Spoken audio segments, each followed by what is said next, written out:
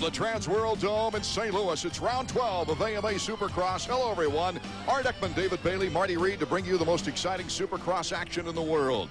We'll be getting right to the qualifying action where the top 4 from each qualifying heat get the first selection of gate positions and a transfer directly to the main event. The rest of them move on to the semifinals where the top 5 from each semi get the transfer. Only one more chance to win the big bucks, and that's the last chance qualifier. The 2 top finishers rounding out the 20-rider 250 field. Getting set for Heat 1. The riders at the gate right now. Getting ready for the lineup for heat number 1, where you see Kevin Windham, Ezra Lusk, Mikel Pichon, Jimmy Button, Ryan Hughes. And Kevin Windham was consistent and patiently successful before New Orleans. But after his home track win, he's looser, smiles a lot more, and looks like he's having a lot of fun. Well, I guess before the win, I was definitely, a little intimidated. And I don't know, I just wasn't riding like myself. I mean, I was riding good, just, you can kind of see when a rider starts to really come into his own. And, everybody at the truck's been saying the same thing. I'm just looking real good, and, it's fun to watch because I'm charging the corners now and stuff. And I don't really know what it is. I mean, I wish I could pinpoint it because, sometimes you don't have it. You don't always have it. And, it's just one of those things. No one knows where you get it. But, once you get it, it just kind of snowballs. And, once you have one good ride and 2, and it just kind of keeps going. He's got his game face on now, Marty Reed. Yeah, but one of the things I'm finding interesting, Art, is this is the doghouse. Normally, you like your position to be right next to that doghouse, gives you that straight line cut towards that first corner. But as we come on down here, take a look where Windham is lined up. He is second from the outside, and it is not the best line. And I'm sort of wondering, and we're going to be able to listen in. Ali Seamar's wearing our microphone. Maybe we'll hear something. Ali Seamar, his mechanic, is Kevin Windham, cranks it up. Your opinion, David Bailey? Well, actually, Marty's right. He is all the way to the outside of the gate, but actually, as you go into the first corner, it's the inside, and it is a little bit of a drastic measure to go that far. However, he watched those 125 heat races and saw that if you're on the outside and don't get a good start, there's nowhere to go. You get pushed completely off the track, so I think he's trying to play it safe here.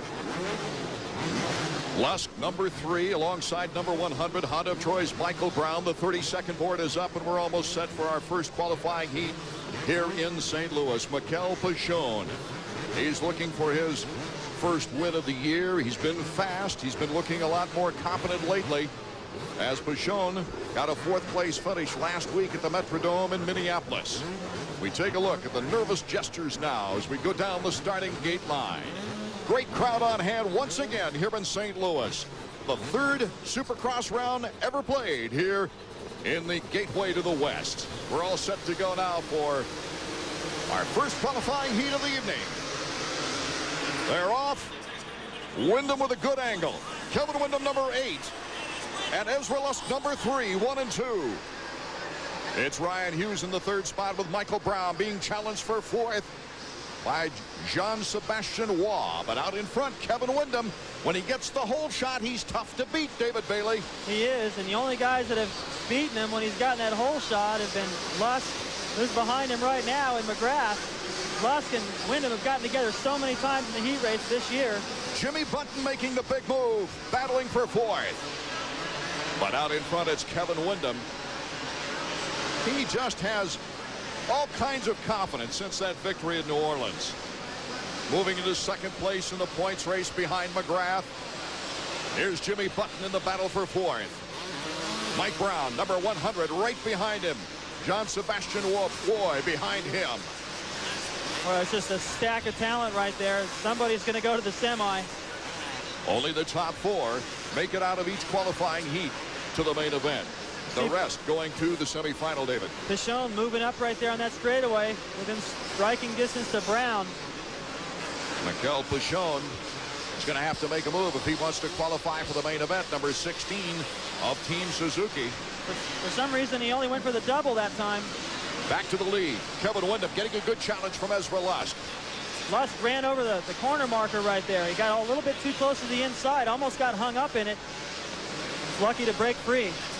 Kevin Windham with a hole shot here in the first qualifying heat. He's had hole shots in 3 of the last 4 races, which have put him in tremendous shape.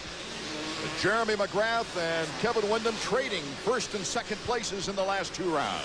Yeah, he's riding super right now. He's taking the lap times 52 seconds, that last one. Starting to pull away a little bit from Lusk. Lusk back on the podium last week. Now Ryan Hughes is just trying to get things started. Oh, Lusk has gone off the track right there. And Ryan Hughes and Ezra Lusk battle it out for second place. Hughes going wide. Lusk cuts him off at the gap going through the whoops. Hughes having to come off. Here comes Jimmy Button to the inside. Jimmy Button challenging Hughes. Oh, great qualifying heat racing from St. Louis as Lusk reestablishes second, and it's Hughes and Jimmy Button bar to bar for third. Jimmy Button now moves into third, and Pashon is in fifth. Oh, Button has been just carving through the pack. He's been the man on the move. I think Hughes got a little distracted there when he saw Lusk laying across the middle of the track. Thought he was going to maybe pick up a spot, ended up losing one. Windham way out in front after a 52.3 lap. Our first qualifiers will be determined when we return to St. Louis.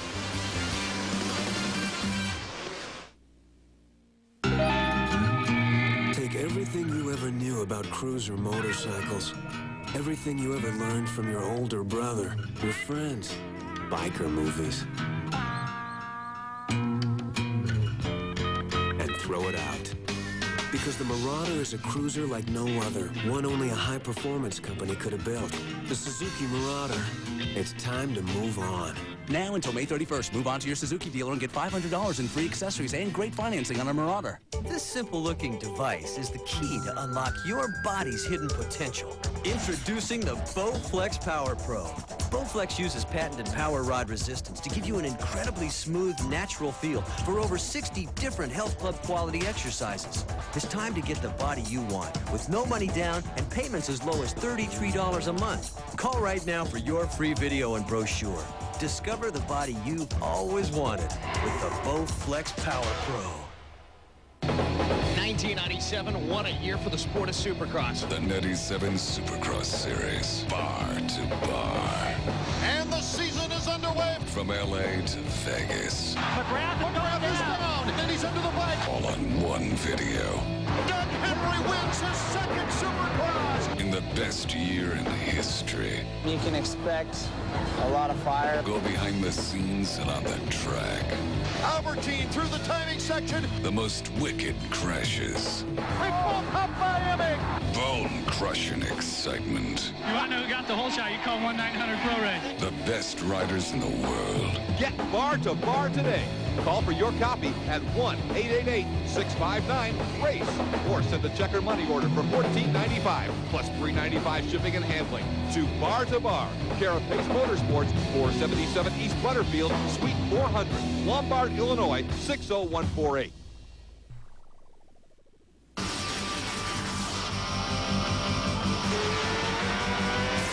AMA Supercross is being brought to you by Honda Motorcycles, celebrating 50 years with great deals during Honda's Dream Days. And by Suzuki Motorcycles and ATVs. Now during Suzuki Fest 98, get $500 worth of accessories for free and choose from great deals like zero down or low APR financing on selected models. Qualifying heat number 1 is underway. It's Windham, Lusk, 1 and 2. With Jimmy Button in third and Hughes in fourth, with Pashon trying to catch up with Ryan Hughes with 5 laps to go. You can see in this shot right here, Windham coming back through the whoops the other way. What a lead. And I think what's happened is that he's running a pace that's about as fast as it's going to get out there until we see the Heat 2 with McGrath in it. But Lusk made a few mistakes trying to hang with him. Maybe that was the pace, and it pushed him a little bit. Now Wyndham's got a great big lead, and I think Button is through with Lusk. You know, he hasn't eased up a bit. 52.3 again on that lap. Very consistent, making it look easy. The guys behind him are taking different lines and making mistakes a little bit, which is allowing him to pull away more and more. Jimmy Button trying to get back up to speed and style, riding Jeremy's wave to the podium, and then he picked up a 19th. And the bubble burst for Jimmy as we go back to our leader, Kevin Windham, a model of consistency in his first year in the 250s. Now this... Kevin Windham through the whoops. Let's go down to Marty Reed. Yeah, guys, I don't mean to put a damper on Kevin's performance. He's certainly doing very well, clicking off consistent laps. In fact, he comes by me right here at a 53.1. But he is suffering from some kind of virus that's got him fatigued. He's running out of energy as the day goes on. One of the things we're going to have to watch is how much does this heat race take out of him when he gets to the main. Well, that's a good point, Marty. And what's happening is he's starting to lose a little bit of time now to Lusk. So he got out there and set a fast pace, but stamina is important. He's trying to maybe conserve a little bit of energy. At the same time, Lusk is making a real charge. Here's a battle going on for 4th place. It's Wyndham, Lusk, Button, and Pichon and Hughes now going at it for 4th. This is the bubble. Only one of these guys are going to go to the main event if the order stays the same. Ryan Hughes to the inside. Might have sent Pichon to the semifinals right there. Let's see if he can hold on. He did all he could to protect his line. He cut all the way across the inside. Good reflexes by Pichon not to hit his back tire and high side. A 4-second lead for Kevin Wyndham, but this is the important spot. It seems like Ryan Hughes has been finding himself here a lot this year, and he just hasn't been really comfortable on the bike. Pichon makes a mistake. That's going to give Ryan the spot. He'll get to relax a little bit now. He slid out just before the finish line jump. And so Pichon is coasting number 16. Back to Hughes, though. He seems to feel that every time he pushes himself to the limit, he starts to make mistakes on the bike. The setup, they just haven't been able to nail it down. It's not just him. Emmek's had trouble this year, and so has Hoffman. Kevin Wyndham still with about the same margin on Ezra Lusk, who is trying to pull up in 2nd. And Jimmy Button is riding all alone in 3rd, as is Ryan Hughes in 4th. Those would be the 4 with only 1 lap to go. We're on the white flag lap for Kevin Wyndham. And Kevin's got a beautiful line down that straightaway, making up so much time. Made up a lot on Ezra this time behind him. He wasn't able to get the same timing. There you see the momentum. Looks like by his posture, he's just about settled for 2nd here in this heat race. Ezra Lusk, he's back to 100%. He says the boxer fracture in the hand is all healed up. He's got no excuses coming into this race, he told me earlier. He was just on fire in practice. It was unanimous. Everyone seemed to think that he was looking the fastest and most aggressive. The heel clicker from number 8, Kevin Wyndham. What matters the most is who crosses that finish line first. And he's almost there. The checkers, Kevin Wyndham, our first heat winner. It looks like Ezra Lusk number 3 in 2nd, Button in 3rd, and Hughes in 4th. Because Brown in 5th is quite a ways off the pace. So Marty Reed will be with our winner, Kevin Wyndham. And Jeremy McGrath kickstarts his try to qualify coming up next.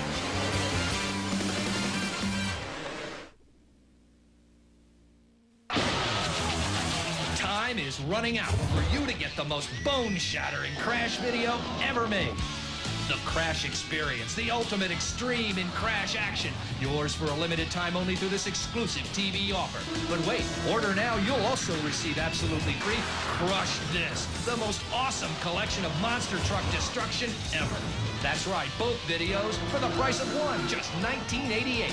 And there's more. Yeah. Call within the next 30 minutes. We'll include a 3rd video. Bad Boats, absolutely free. It's drag boat devastation like you've never seen.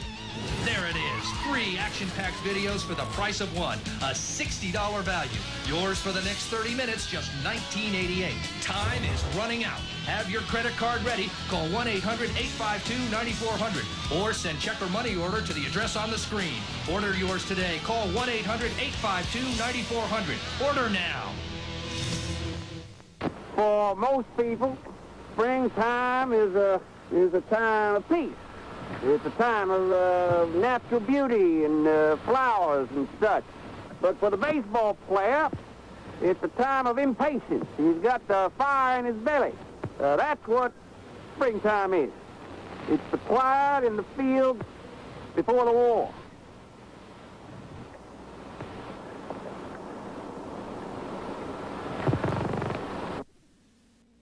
From St. Louis, our first 4 qualifiers: Kevin Windham, Ezra Lusk, Jimmy Button, and Ryan Hughes. That's a good run for Hughes. And on to the semifinal round then goes Brown, Ron Cotto, 125 rider, testing out the 250 wars, Mikel Pashone and Waugh. Some good talent going on to the semifinals. Let's go down to Marty Reed, who's with Windham. Yes, a very happy Kevin Windham. You were clicking off some 52-second laps there, young man. Yeah, I felt really good out there. My bike's working great. It's going to pull me to the whole shot again. And that's the key to, to winning, getting these whole shots and winning the races. That's really the key. And Yogi was riding good. I think it's going to be a good race tonight. Jeremy's coming up. I'm sure he's going to be on the ball. And, the track's great and the dirt's good. So should be an exciting racing tonight. I've got to ask you about the virus that's leaving you sort of fatigued. How much did this heat race take out of you? You going to have enough stamina for the main? Yeah, I've been doing everything that I need, the best I can to get myself well. And I think Jeremy talked about it a couple weeks ago. The thing he had in Louisiana whenever I won. I think I kind of got the same thing now, and I'm just going to go out there and give it my best. I've been taking a nap today, and I feel pretty revived. All right, we'll see you in the main. Thanks a lot. Jeremy McGrath, Windham just talking about him, trying to loosen up the circulation in those arms and hands. Randy Lawrence, his mechanic. Great chemistry between these two, as Jeremy McGrath and Larry Ward, Mike LaRocco, Damon Huffman, Doug Henry, Michael Craig, Steve Lampson, John Dowd, a 125 rider, trying in the 250 wars here as well. Well, we got some great riders here, David Bailey, as we get set for the second qualifying heat. And where LaRocco's lined up is where Kevin Windham was lined up. You see right there, number 5, LaRocco, then Craig, Larry Ward. Craig has gotten great starts in his heat races, and McGrath way over by that starter box, the doghouse, Marty called it. This time of the season, Marty, the ranks are thinning a little bit. We're 3/4 away through with round 12 here at St. Louis. And there are 2 names that really stand out right now on the injured list. Jeff Emick, defending champion, out with a back injury again. And Greg Albertine with that shoulder. They thought he was going to be able to ride. No such luck. Maybe next week. Both riders, I'm sure, want to be physically fit for the outdoor nationals, the national season, as their Supercross season pretty much very disappointing for both of them. I think so. Whenever I think of St. Louis, I think of Jeff Emick beating McGrath and interrupting that phenomenal year he had. The only rider that year to beat Jeremy, as Jeremy won 15 out of 16 races. Let's see if McGrath can do well on the whole shot. As our second qualifying round is underway, it's McGrath way out. Oh, what a decisive hole shot. But Michael Craig, who likes this kind of soil, and John Dowd now moves into second place to challenge Jeremy. Just a beautiful start by Jeremy. Came shot out of there like a cannon, and it was a good thing because the angle he had going to that first corner, if he'd have been back a little bit, he'd had nowhere to go. On the inside, Michael Craig battling it out with John Dowd for second place. And Craig out of the San Diego area has got a fight on his hands. Dowd, oh, his foot came off the pegs that time, David. That was ugly, but he pulled it off. Can't do the triple right there. It messed up his momentum. Huffman just leaping over John Dowd, number 15, on the Kawasaki. Yeah, that mistake by Dowd went 2 or 3 corners down the track and ended up costing him a spot. Maybe another one here to LaRocco. Mike LaRocco, number 5 on the factory Honda connection, goes to the inside. And Mike LaRocco is looking pretty tough here in the early going. Well, he takes over that final transfer spot. So one mistake by Dowd. Dyson with Craig in the whoops for second. Drops all the way to 5th. That's how tight the action is here now. Michael Craig, number 13, behind Jeremy McGrath as McGrath starts to pull away. But I think Damon Huffman has really got his sights on the back of Michael Craig. Huffman just breezing through those whoops beautifully. Picks up some space on Michael Craig. Huffman, one of the untapped talents on this tour this year. If he ever gets it together, look out. He'll be a contender, David. You know, he's young enough, he's smart enough, and he's preserved his body to this point.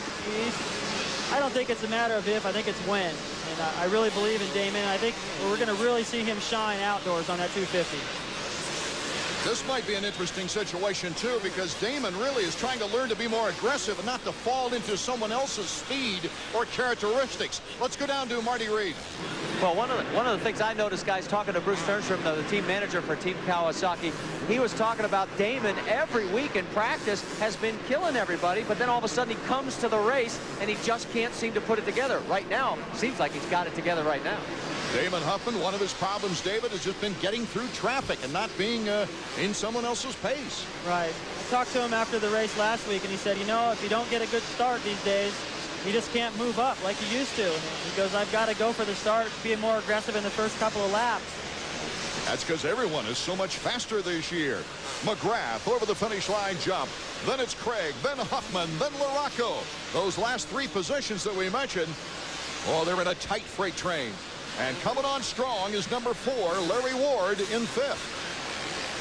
He has come out of nowhere. Huffman continues to hound Craig. Craig to the inside. Huffman holding on. Oh, and Craig makes the mistake, jamming the front wheel. He cased it and rides off the track. Now, he has hurt his wrist, his left wrist. You can tell he rode right into the other part of the racetrack. Jeremy just goes by him behind him. I think that's going to be it for Craig. So McGrath, Huffman, that's the order. Our second round of qualifying, the run for the checkers continues in a moment. You race. You got tools. You race. You got a lot of tools. You race. You gotta have a place to put those tools. Now when you buy a new 1998 Honda CR125R or CR250R, you'll get a 12-drawer Craftsman professional tool chest worth $600. You race. Honda and Craftsman help you win. For over 30 years, Cycle News has been the weekly newspaper for motorcycle race fans. Results are official, point standings are current, and race coverage is timely and complete. Oh, it was a great race, you know. I mean, it was an interesting race. And to win the last race and say... It's something I dreamed of when I was a little kid, is to be a Supercross star. And Riding impressions, new products, events calendar, classified ads, and more. Cycle News, America's weekly motorcycle newspaper. Call 1-800-325-2925 or visit cyclenews.com on the World Wide Web. In soccer, the goal isn't just to score. The goal is to move grown men to tears and to score. Act now and watch over 100 Major League Soccer matches you can't see anywhere else, and see some of the world's best players as they head toward the World Cup in France. Don't miss a beat of the heart-pounding, heart-breaking action. To order MLS, ESPN Shootout on pay-per-view, call your cable company or DirecTV at 1-800-GET-SPORTS. Art Ekman, David Bailey, Marty Reed from St. Louis, Missouri. And it's McGrath in the lead with Huffman in second place. LaRocco was moved into third with Larry Ward now in the final qualifying spot in fourth, but Doug Henry is behind number 4. We're looking at our leader right now, Jeremy McGrath. And McGrath is going to check out in his rearview mirror and see number 15, Damon Huffman, coming.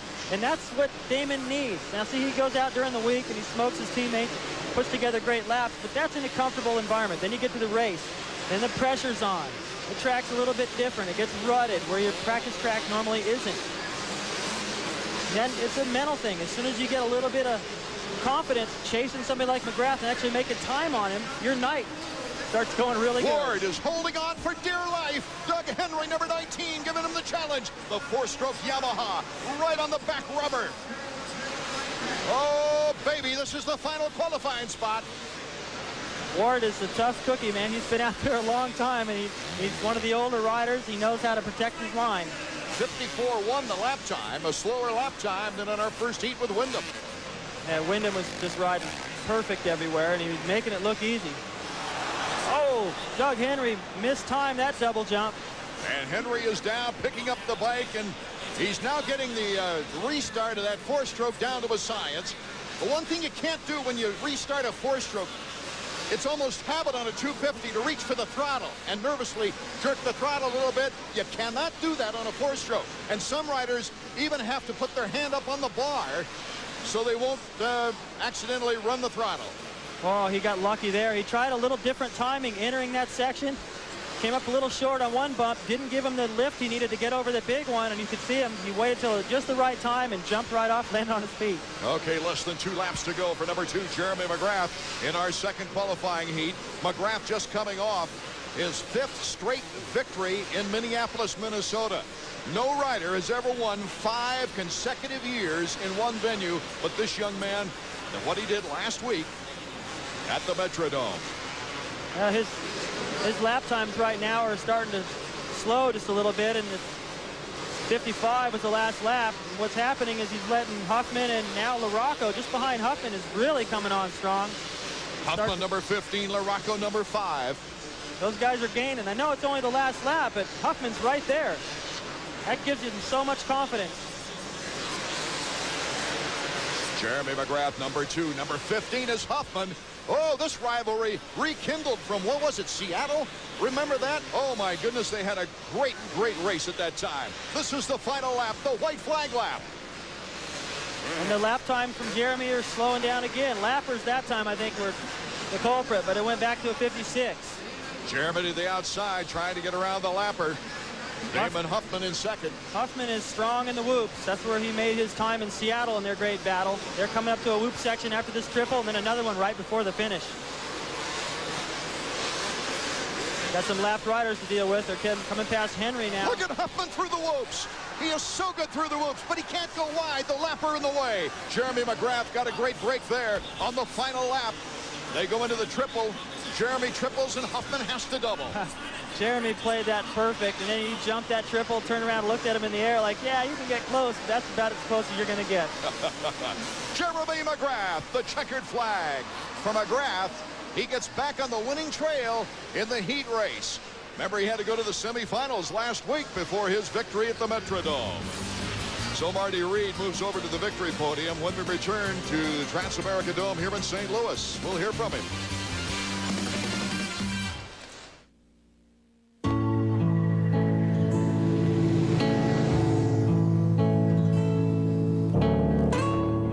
Never before has there been a cruiser as comfortable as the Suzuki Intruder 1500 LC. A bike so smooth, so impressive, you'll want the end of the ride to be just the beginning.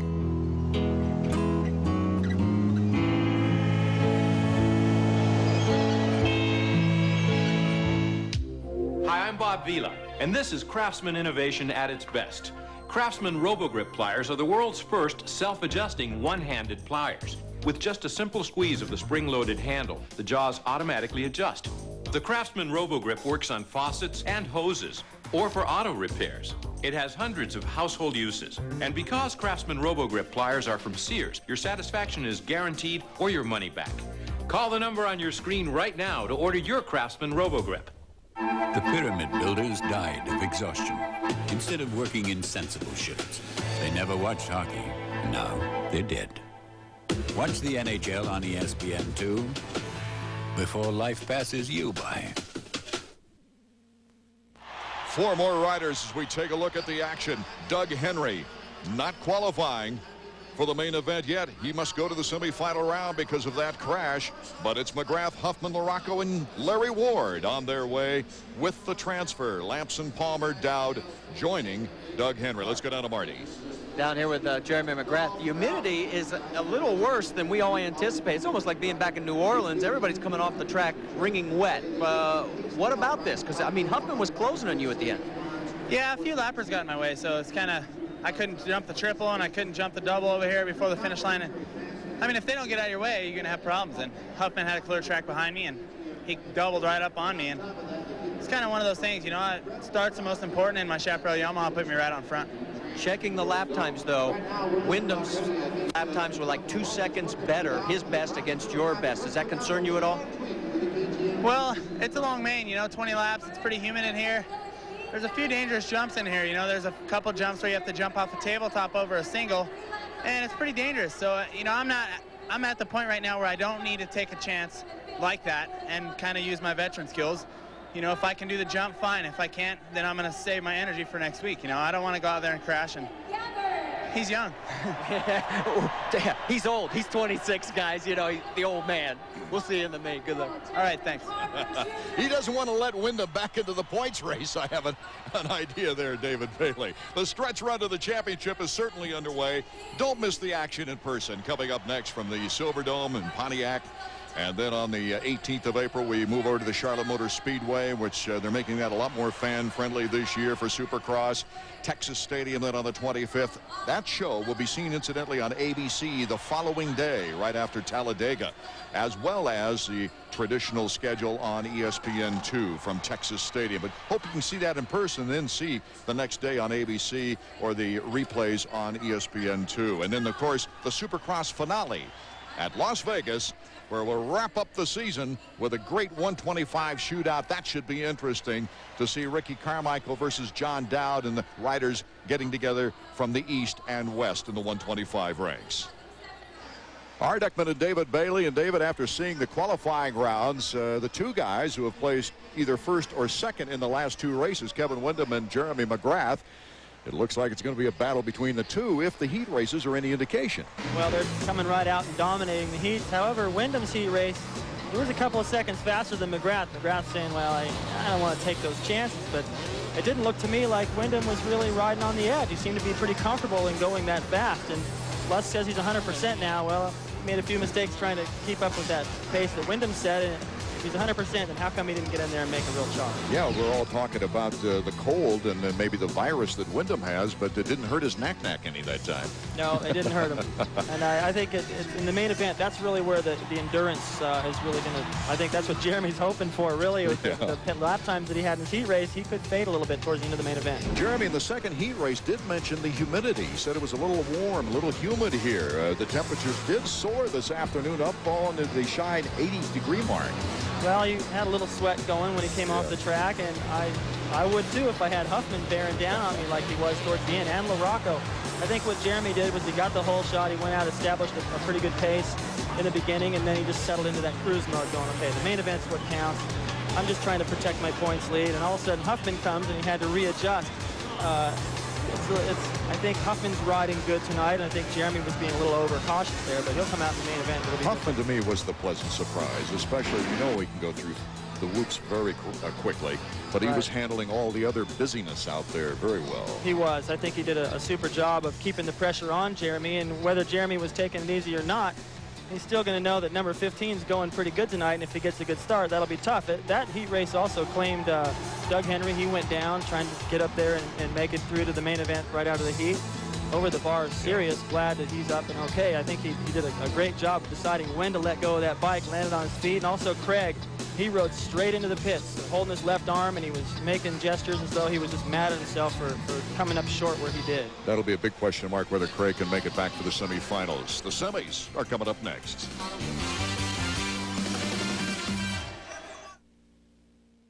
It's what most men can only dream about.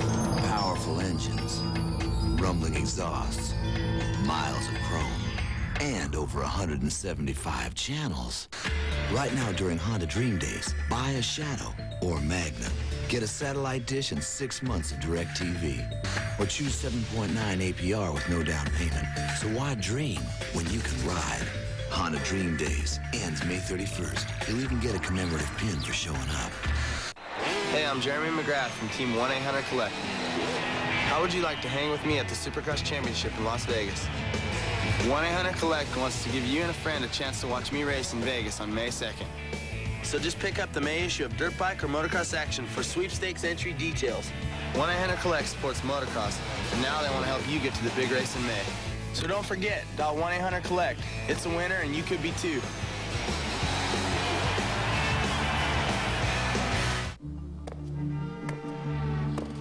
What would you give to be more confident? What would you give for the knowledge it takes to move with certainty through every business day? Just $3.90 a week brings you the Wall Street Journal. Our personal finance guide and decision maker software is free with your paid 10-week subscription. Call now, 800-248-1300. That's 800-248-1300 for the Wall Street Journal.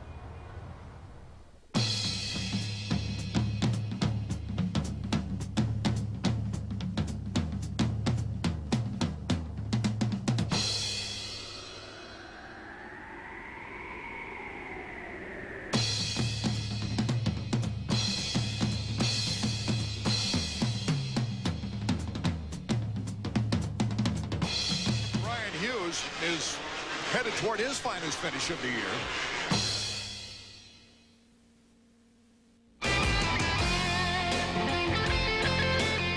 The board is sideways.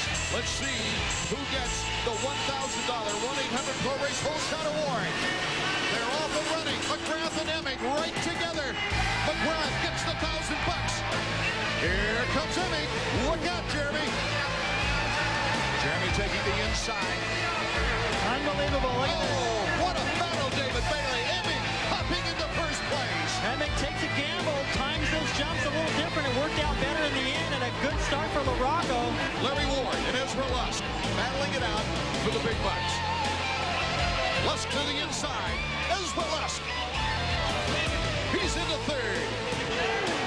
Jeremy McGrath, his second win of the year.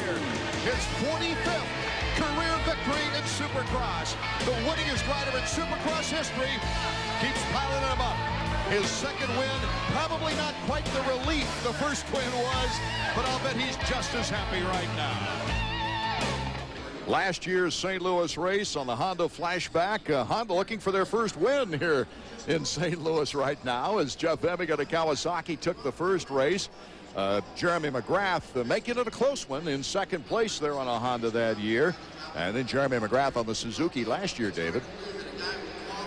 Well, they got Lusk to try to get in there this year, but after looking at the heat race with Wyndham, the way he's riding, Lusk is going to definitely have to step it up, trying to get a win here. Good dirt here in St. Louis, a busy track, and a long start as we take a look at the Suzuki track map. Well, it's a pretty long start, but what's interesting about it is that sharp, tight, small first corner that's been claiming a lot of guys, a lot of pileups there so far. Then a long straightaway full of rhythm sections, plateaus, doubles, another straightaway full of the same things, and onto the first triple. Make a 180-degree left turn right into a whoop section. We've seen a lot of passing there so far. Another big plateau into another triple, another whoop section leading up to the finish line jump. And I like this finish line jump. It's long straightaway, and it goes across the starting line, the left, and down another section of doubles. There's been some different lines through there, so it's a great layout here in St. Louis. Here's a young guy who's acting like he's ready to surprise us with a breakthrough run one of these days. That's Mikel Pachon in our semifinal number 1. He's lined up next to Stefan Roncada, who is waiting for the 125 West to take up action once again by riding and keeping his timing on a 250. Michael Brown also there. Jeremy Buell from the Arena Cross Wars. The Arena Cross season is over now, so we should see several other riders in the 125s probably coming over from the Arena Cross. John Sebastian Waugh, Anthony Amaradio, Lauder, and we're about set to go as the 30-second board goes sideways. That gate drops any second now. Pachon and Ricotta, we're looking right at their rears as they are off. Michael Brown gets a good jump on the inside, and he gets the whole shot. But right there, it looks like Jason Thomas, number 81, going wide.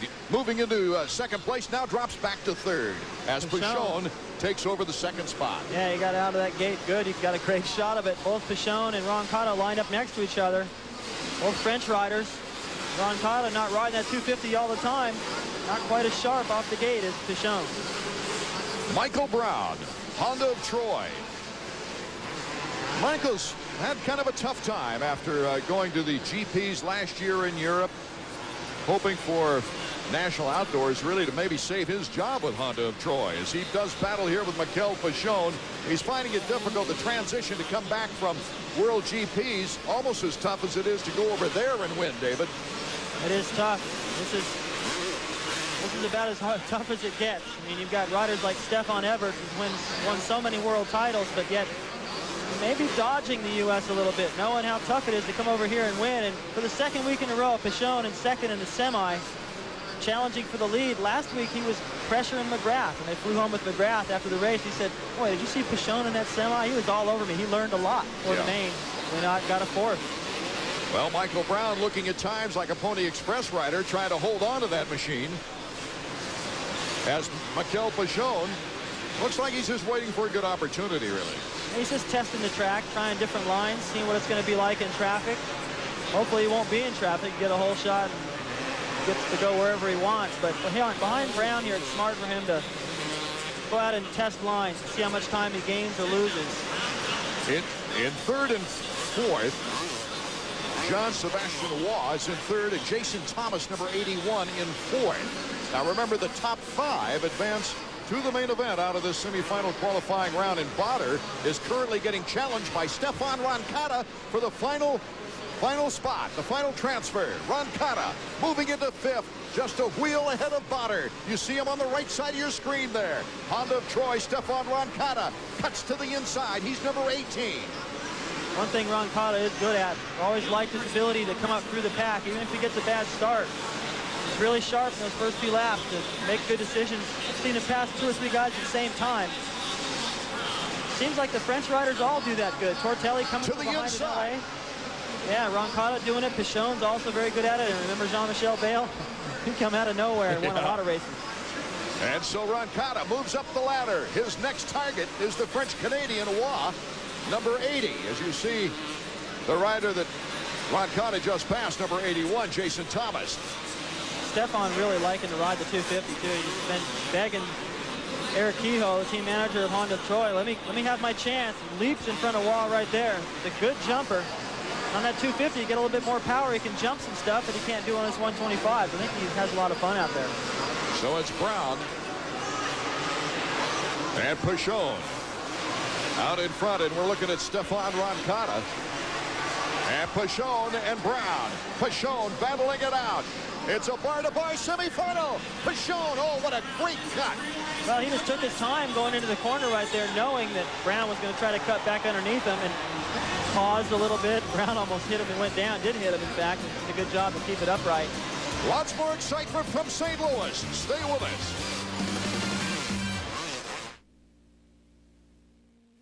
What does it take to be the best? To get to the top, you must conquer fear. You must conquer the opponent, but most of all, you must conquer gravity. Witness the mayhem as gravity kicks in at the worst possible moments.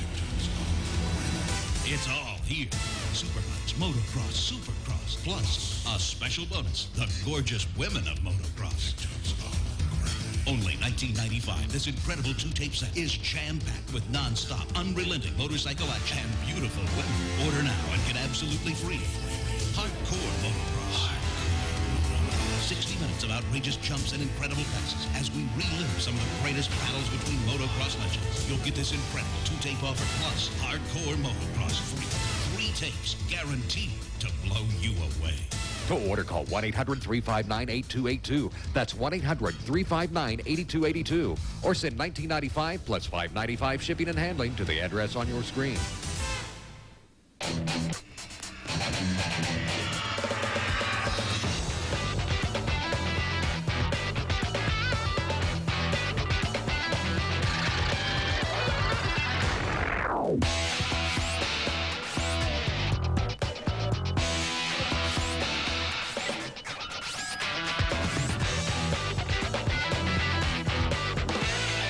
NHL tonight, Tuesday through Saturday at 11:30, only on ESPN2.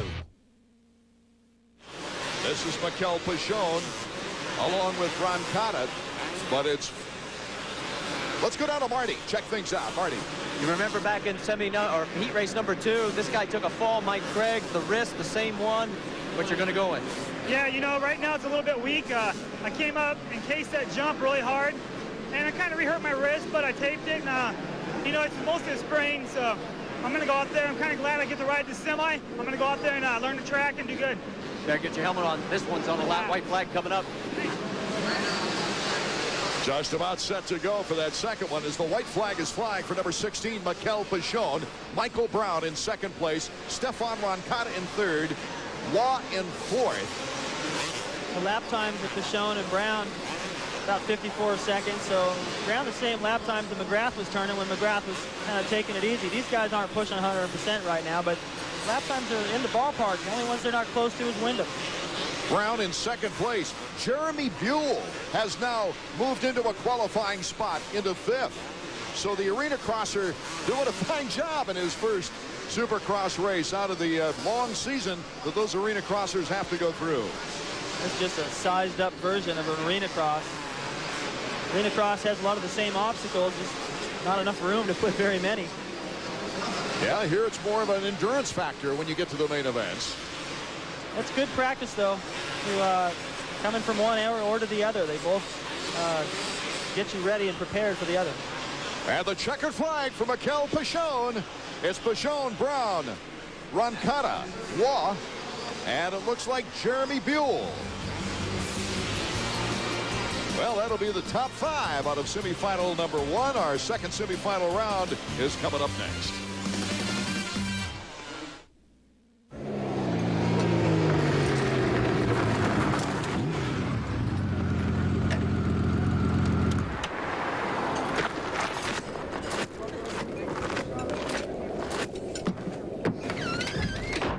Hey, listen up. Honda dealers are offering 7.9% financing and no down payment on all new Valkyries.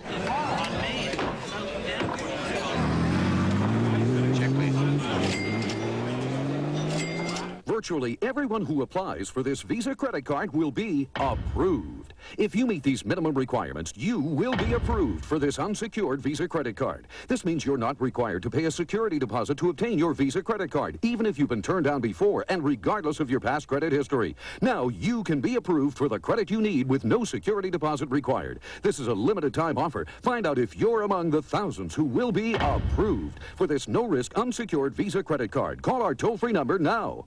It can get competitive here at Sports Center. So Charlie says you're maybe the 50th best heavyweight. In the world? In Georgia. But when there are differences, we keep it in the family. So Carl started drinking a little bit. And then he was going on and on about he and Mrs. Met. I mean, nasty stuff. Nasty. And keeping it in the family has made our family stronger. Charlie, come on out and get your whooping. Charlie, come on out. Steiner. Roncada, number 18, took 3rd, but look at this. You have to hold on, David Bailey. Well, at the end of the whoop section, he got a little offline. Did a good job to keep that bike upright. A lot of riders would have gone down right there, right back into that next double. Didn't miss a beat.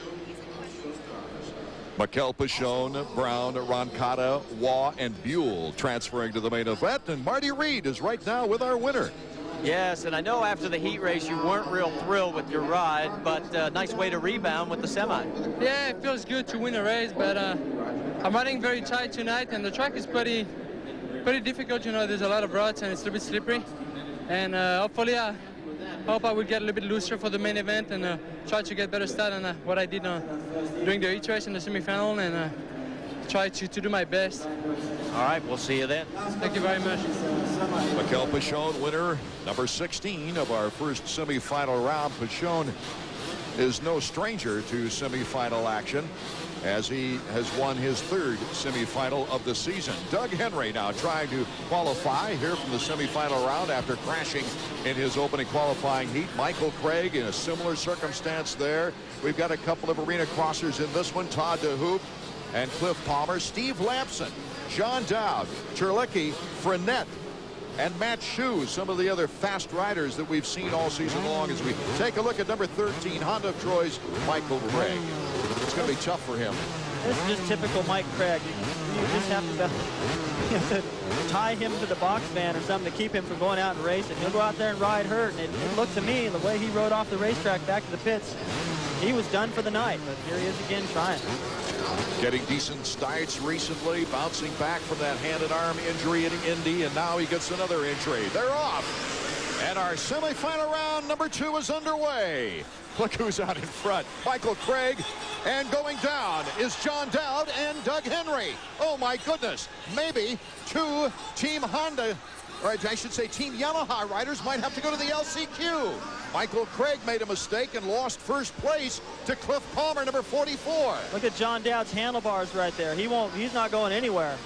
He can barely steer that bike, and from the dirt on his shoulder, he's lucky he's not injured. He's got a fight for the 125 Western Crown on his hands. With 1 race remaining in that series, he's got only a 3-point lead on Villeman, David Villeman. Right now, Cliff Palmer, out of the Arena Cross ranks, number 44, is leading number 17, Steve Lampson. Lampson, Team Honda, looking for a breakthrough here. Todd DeHoop is in 3rd, with Terlecki in 4th. Now they're coming around to where the start came in. There you see Dowd pushing his bike back to the pits. That will be the last chance. Lampson Gonna be careful right here. After seeing what just happened and getting through there clean, sometimes that gets your heart pumping a little bit. And you start thinking, you know, that could have been me. I just need to get in the main, take it easy right here.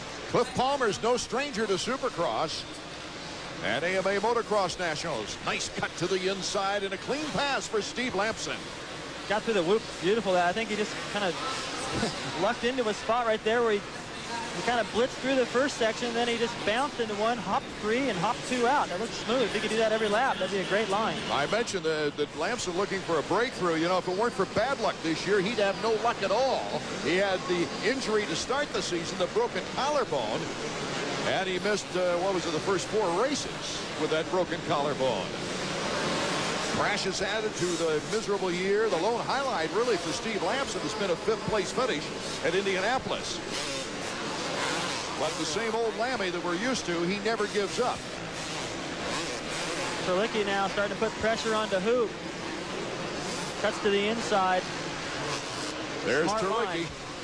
Yep, that was a smart line. You could see that the Hoop was just lagging a little bit there on the outside. Just crossed all the way across the track. Terlicki has qualified in 5 main events in trying to go the entire distance this year. Let's go down to Marty Reed. Yeah, we've caught up with the man in one of the accidents here, John Dowd. What happened? And you're limping. Are you okay? I'm just a little sore right now. I got planted in the ground pretty good, and I don't know, we just kind of cross-rutted, me and Mike Craig. Like we came together on that jump, and I don't know if his bike kind of tangled in mine or whatever, but I got slammed down pretty hard, so I don't know, my bike's pretty broken up right now. I'm gonna see if we can get back out here for the last chance. So. I'm more worried about you. Are you pretty broken up? Well, I'm a little sore right now, but I don't think it's that much of a big deal, so hopefully I can get back out here. All right, we'll keep our fingers crossed for you. I don't see any real need for Dow to come back out here in this 250 since the 125 is what he's contesting. But they will go back to work on his bike, see if they can get it ready. And if he wants to ride, it'll be ready. But the looks of him, I go back up there and sit in the stands where it's safe. He's got to be ready for Dallas. The checkers will be waving soon for 5 more riders who will qualify for tonight's main event.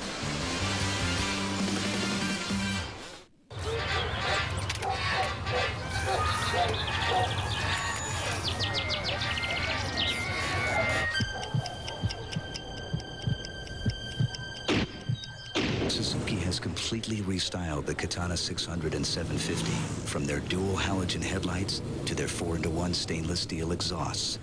Same time tomorrow? Yeah. So now they're just as impressive on the outside as they've always been on the inside. What's the right grip feel like? Should you use the same club on every chip shot? The answers are in Golf Digest. No matter how well you play, you'll find tips and advice that will dramatically improve your game. Guaranteed. Want to know where the slot is at the top of your backswing? Or if you're good enough to carry a 4-iron, subscribe to Golf Digest. 12 issues are only $19.77. You'll also get our video. Hit it longer and straighter, free. Call 800-247-3900. That's 800-247-3900. This magazine captures the sizzle of sports, the glory, the joy, the pathos. Who's the next great quarterback? That All-American Manning or that Rebel Leaf? And get me something on the draft. Who's going first round? And some mature audience-only pictures. Lots of sparks. Printed, baby. Welcome back. Our second semifinal. At number 17, Steve Lampson. Lammy has had a very difficult year. Terlicki just getting up off the dirt. So Terlicki, who was riding in 4th now, will have to catch back up to Todd DeHoop, number 66, as well as Michael Craig, number 13. Craig has made a great move back to possibly qualify in the top 5. He never gives up. Gets around DeHoop right there. They almost get together, and you can see the difference. Craig right there just getting out of that corner, jumping over that double jump. His pace looks good. That's for the final transfer spot as well.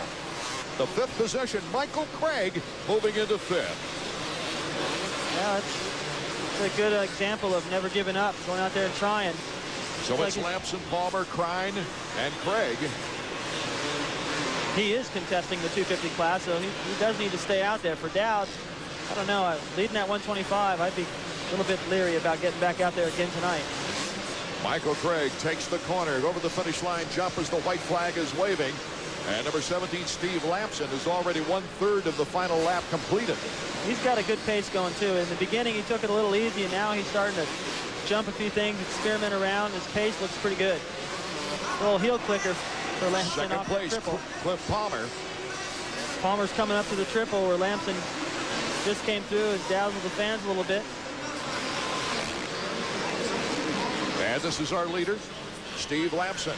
Another triple, see if he does it again. Yep. Oh, he's feeling good. Well, you can hear the crowd start to get a little quieter towards the end of these semis where all the good talent's back in the pits getting ready for the main where he feels like he should be, so wants to give him something to get excited about. Lamson, as the flashbulbs pop and the checkers fly. And here is Cliff Palmer. What a great run for the arena crosser. Michael Craig in third. We'll be back to check out the complete roster of the 5 riders that will go to the main event out of our second semifinal round in just a moment.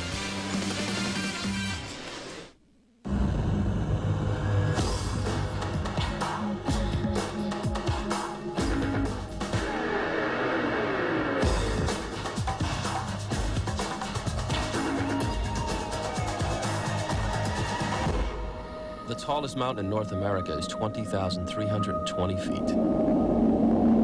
Cool.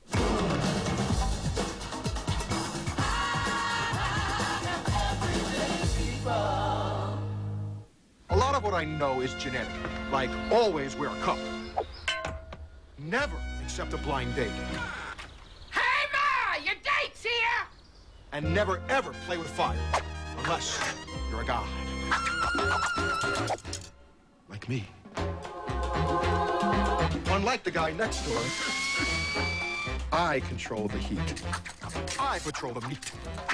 When I flip the deep and fly the birds, the men step back. And the ladies step up. Nice. Shish kebab. They know I've got moves. They know the difference between a griller and a grill master. Wow.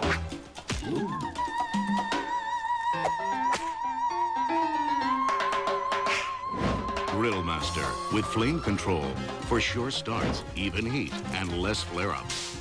Call for information on our 98 lineup. Grill Master. You can't be one without one.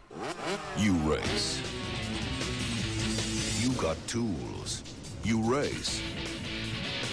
You got a lot of tools. You race. You gotta have a place to put those tools. Now when you buy a new 1998 Honda CR125R or CR250R, you'll get a 12-drawer Craftsman professional tool chest worth $600. You race. Honda and Craftsman help you win. Taking a look at some exciting action. Disappointing for some, thrilling for others, as getting the whole shot was Michael Craig, but he got mixed up along with Henry and Dowd. Henry and Dowd going down. Craig came back to qualify for the main event as we take a look at our qualifiers out of that second semifinal round. Lamson, Palmer, Craig, Krein, and Terlicki just beat out DeHoop for that final transfer spot. The rest of the riders, we got some high-powered talent going all the way to the last chance qualifier here tonight, Marty. Yeah, with John Dowd and Doug Henry going to LCQ, you have managed to escape the mayhem back there. Yeah, luckily I missed it. It was a pretty big pile-up right there after the first turn, and luckily I was in the right place at the right time. I came pretty close, but I got through it. This has not been the kind of season you want. I mean, you and I haven't talked up on this podium too often.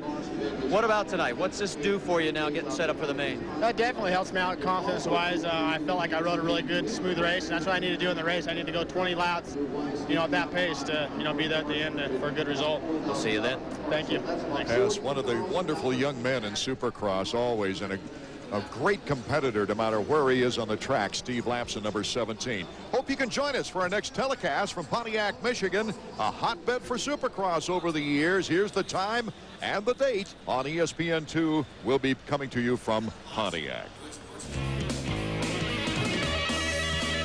Turning to this week's Suzuki profile, Larry Ward has been Roger DeCoster's standard bearer this season. He slashed onto the Supercross scene in the late 80s, winning his first Supercross in 1990 in front of his hometown fans in Seattle.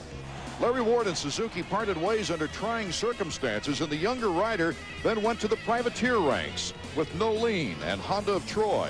In 1995, Ward finished second in the points race, the highest ever by a non-factory rider. You know, when I lost my factory ride, there was some reasons why I should have. I wasn't riding very well. I wasn't as strong as I should have been, but the 4 or 5 years I didn't have the factory ride, I rode for some very competitive, good support teams, and I learned how to ride a little bit differently. I learned how to be able to ride a lot faster with half the energy. Plus, I got a lot stronger. Just natural maturity has made me a lot stronger. Mental confidence has made me stronger. A lot of European wins has made me more confident and stronger. And, you know, I think I'm putting it all together. In 95, I put it all together and had a real good, consistent, steady season, and it looks like I'm going to do the same thing again this year. But it was the consistency that brought him back to a factory ride in 1998. Ironically, it was with Suzuki, and it was incredible. It led to another dramatic win, this time in Tampa. Well, it felt really good. If you would have asked me 8 years ago if I thought I'd win another race the next 8 years, I would have definitely thought I would have. But this last win meant a lot to me. It's been a long time coming. I've been riding really good. To earn the factory ride back and then to go ahead and win a race again, it felt really, really good. The last chance qualifier results and the 125 main event is next. Can Ricky Carmichael make it 6 for 6 on the 125 East season? Stay with us. When good taste matters, there's Heavenly Ham. Whether it's an afternoon picnic, special family dinner, business lunch, or your turn to entertain, Heavenly Ham will make any occasion delicious. You and your family and friends will love their succulent ham and turkey. Enjoy it sliced, whole, boneless, glazed, any way you like. Heavenly Ham makes your life a little easier with picnic-perfect box lunches or picture-perfect platters. Next time there's a get-together, make it delicious with ham and turkey from Heavenly Ham. Heavenly Ham. At M-Page Oriental Rugs, our customers are most cherished asset. The combination of our 13 years experience, honest approach, personal touch, and quality handmade Orientals makes us the ideal choice in Oriental rugs. Family owned and operated, M-Page Oriental Rugs invites you to visit our new showroom to experience the diverse selection, competitive pricing, and no-pressure sales approach. Honesty, integrity, and fair prices. That's what we at M-Page Oriental Rugs stand for and believe in. Conveniently located in Virginia Village Shopping Center off Catoctin Circle in Leesburg. Ted, let me put you on speaker. Hey, Netboy, tell my agent what you told me. Well, if you access my Zone Games customized box score that compiles the player's net worth, you'll see that Mr. Salmon's RBIs put him well ahead of Sammy Sosa in fantasy baseball ranking, yet Sosa earns $5 million more. What? Can you believe that? Don't worry, Tim. I'll give Bavasi on the blower. Of course, Ted, it's just a fantasy baseball... Shut up, Netboy. Look, I'm your agent, Tim. Let me take care of this. Shut up, Netboy.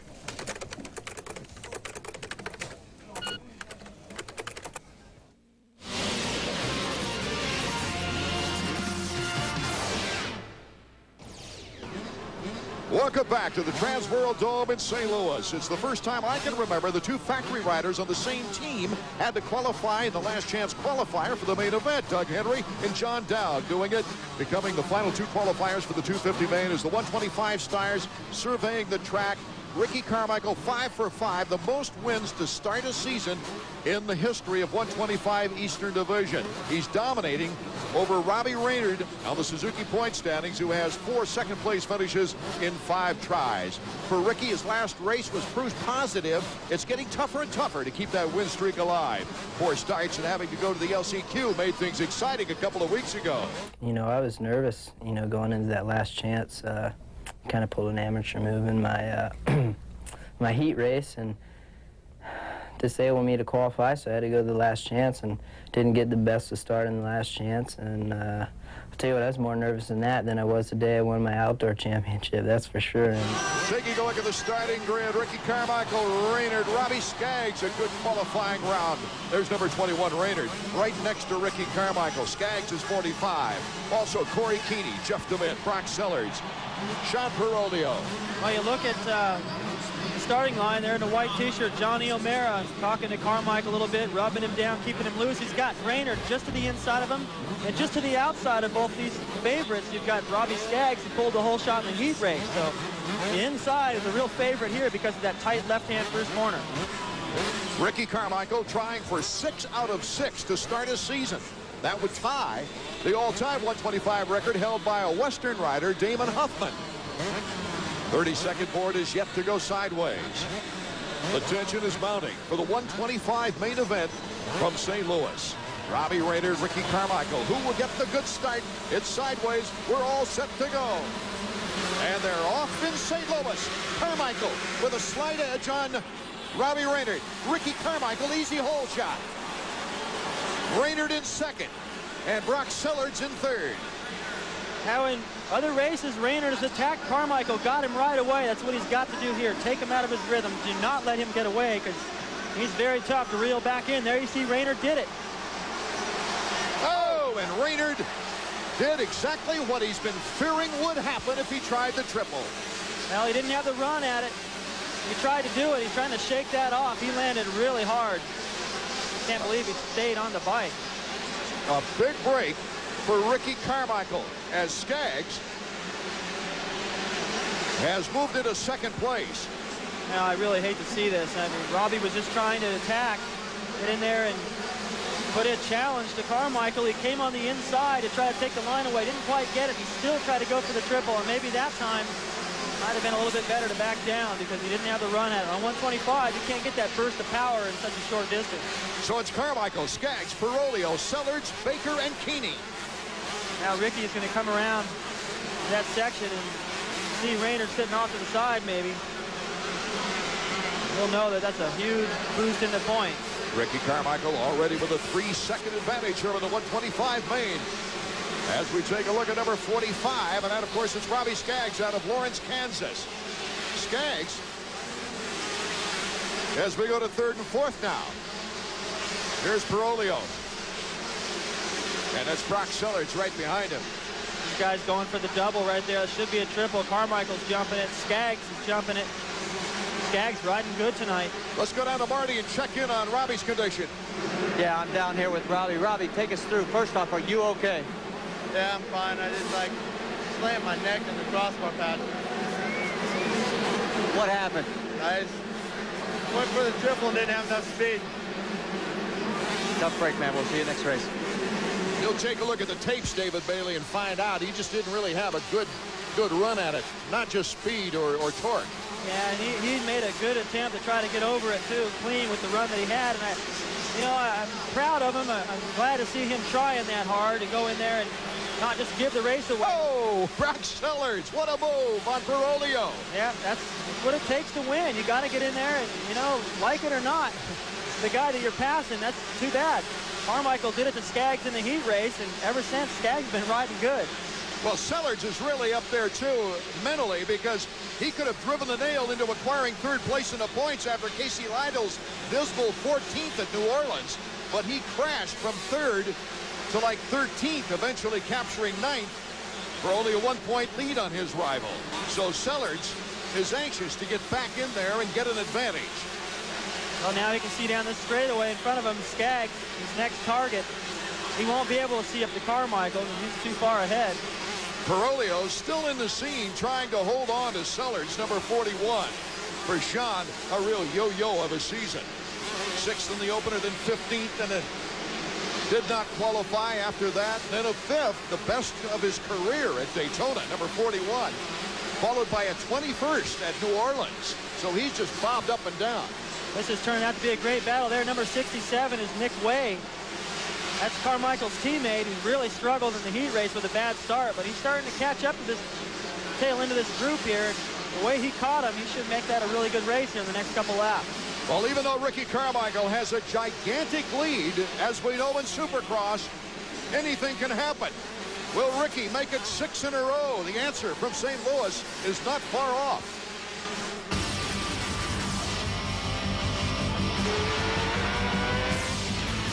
AMA Supercross is being brought to you by Motorcycle Mechanics Institute.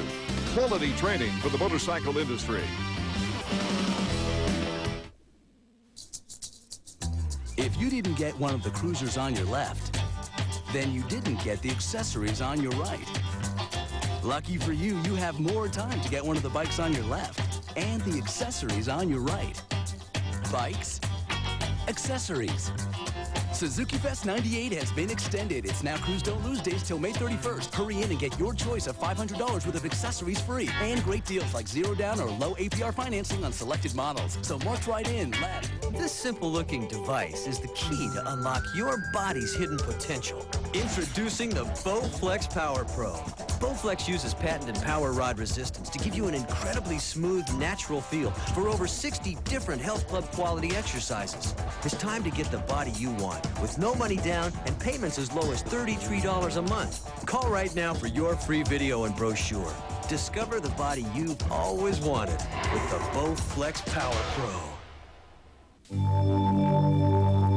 You know all those stories you hear about how good it was and how much fun we had and how young we all used to be, about how much it all mattered and how much we all cared and how no one has ever done it higher or faster or harder or better.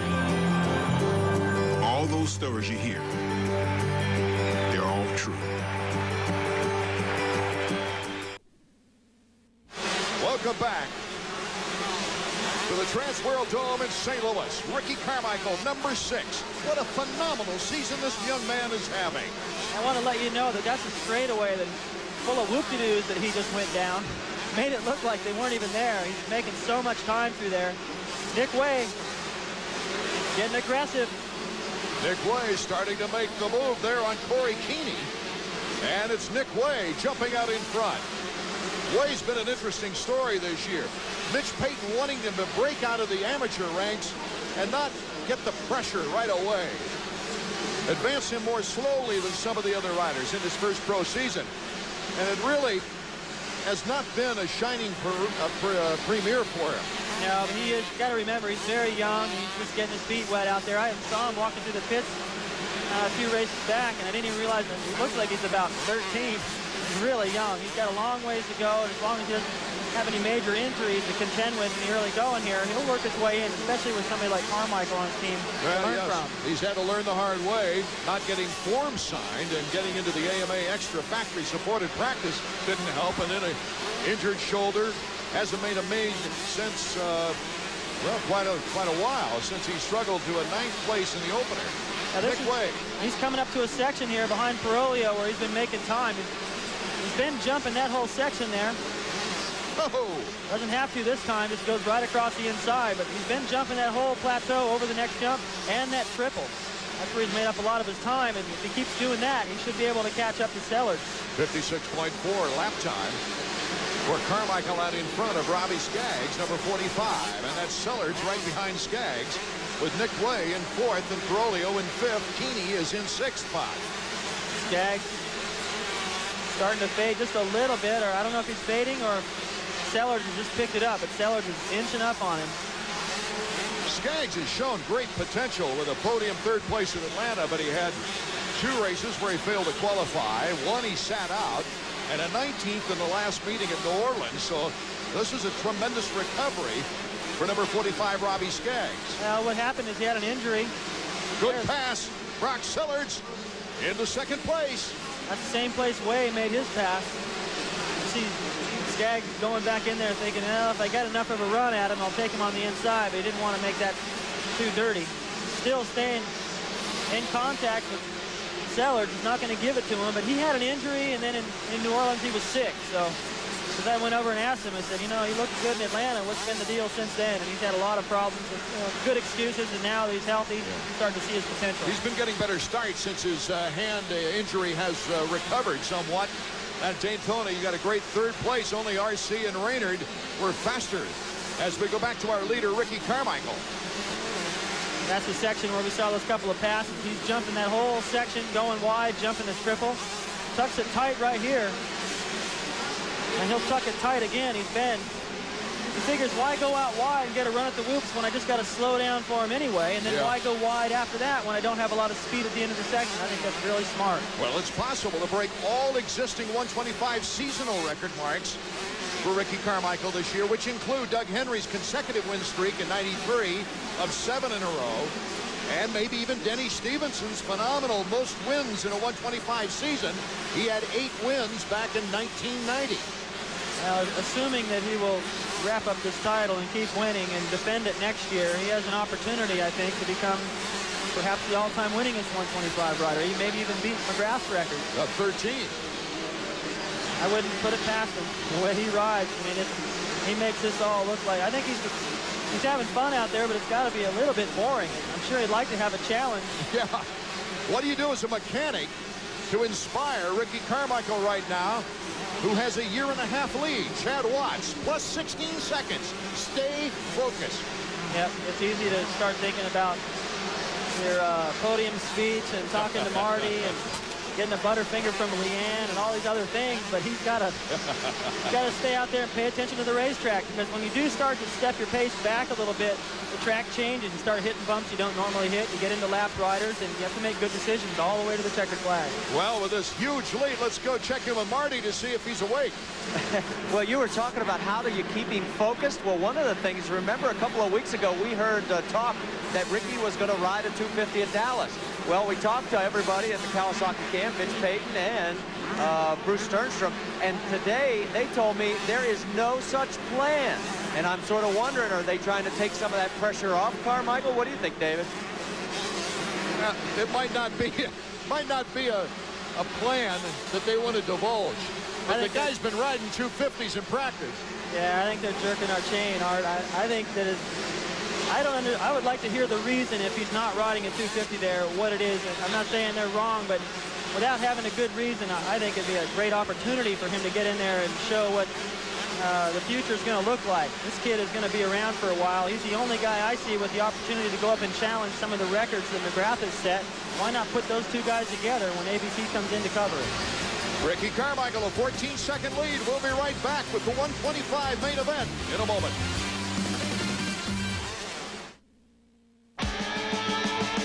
Line up every ATV Honda has ever built, and they would stretch from our factory in Ohio to the deserts of California. But in 28 years, we've never built one like this. The first ATV with ESP, push-button electric shift program, full digital display, and the most powerful engine we've ever put in an ATV. The Honda Foreman ES. We've just added something new to a very long line. Hi, Bob Vila here with an exciting new hand tool from Sears, the Craftsman Pocket Socket Adjustable Box End Wrench. With a one-hand adjustment, you can lock onto nuts and bolts of almost any size, from 5/16 to 3/4 of an inch, or 8 to 18 millimeters. The closed box end clamps tight. Heat-treated steel construction makes it durable. And because it's a Craftsman hand tool, made in America, it's guaranteed forever. To order your Craftsman Pocket Socket, call 1-800-762-9999 now.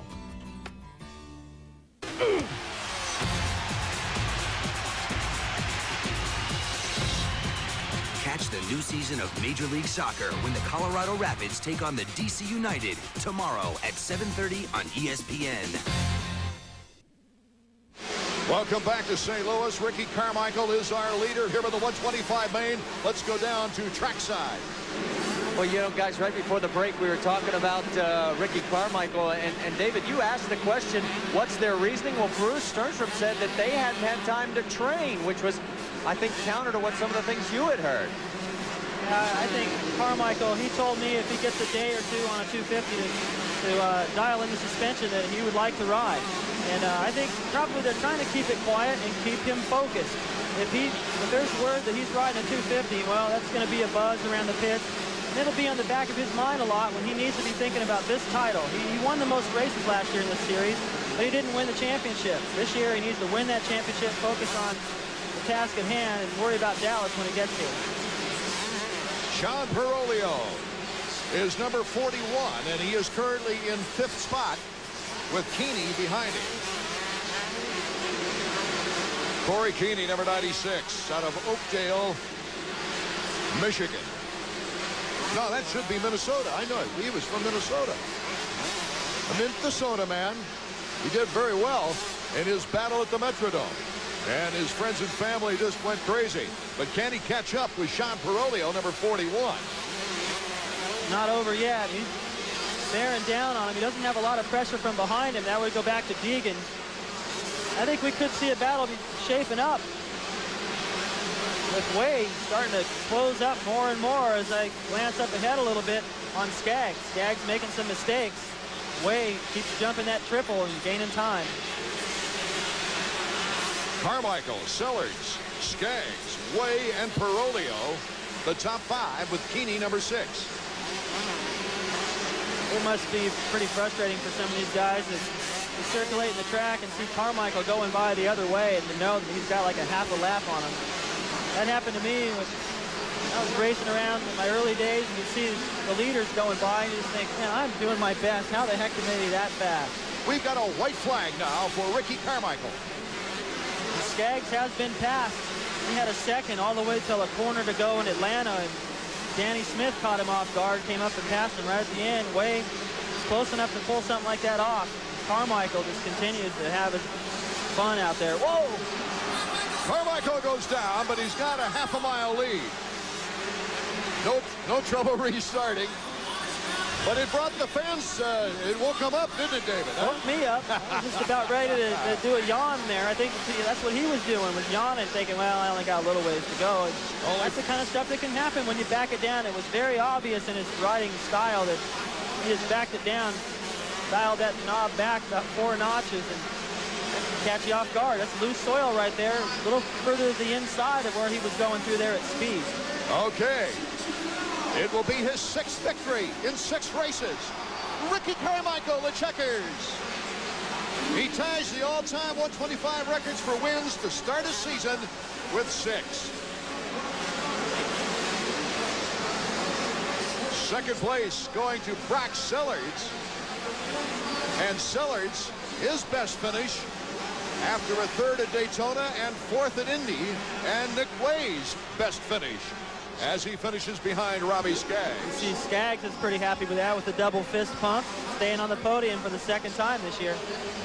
Well, it'll be interesting to hear Ricky Carmichael's comments, and plus the time has come now for the greatest Supercross stars in the world. The 250s are coming up next.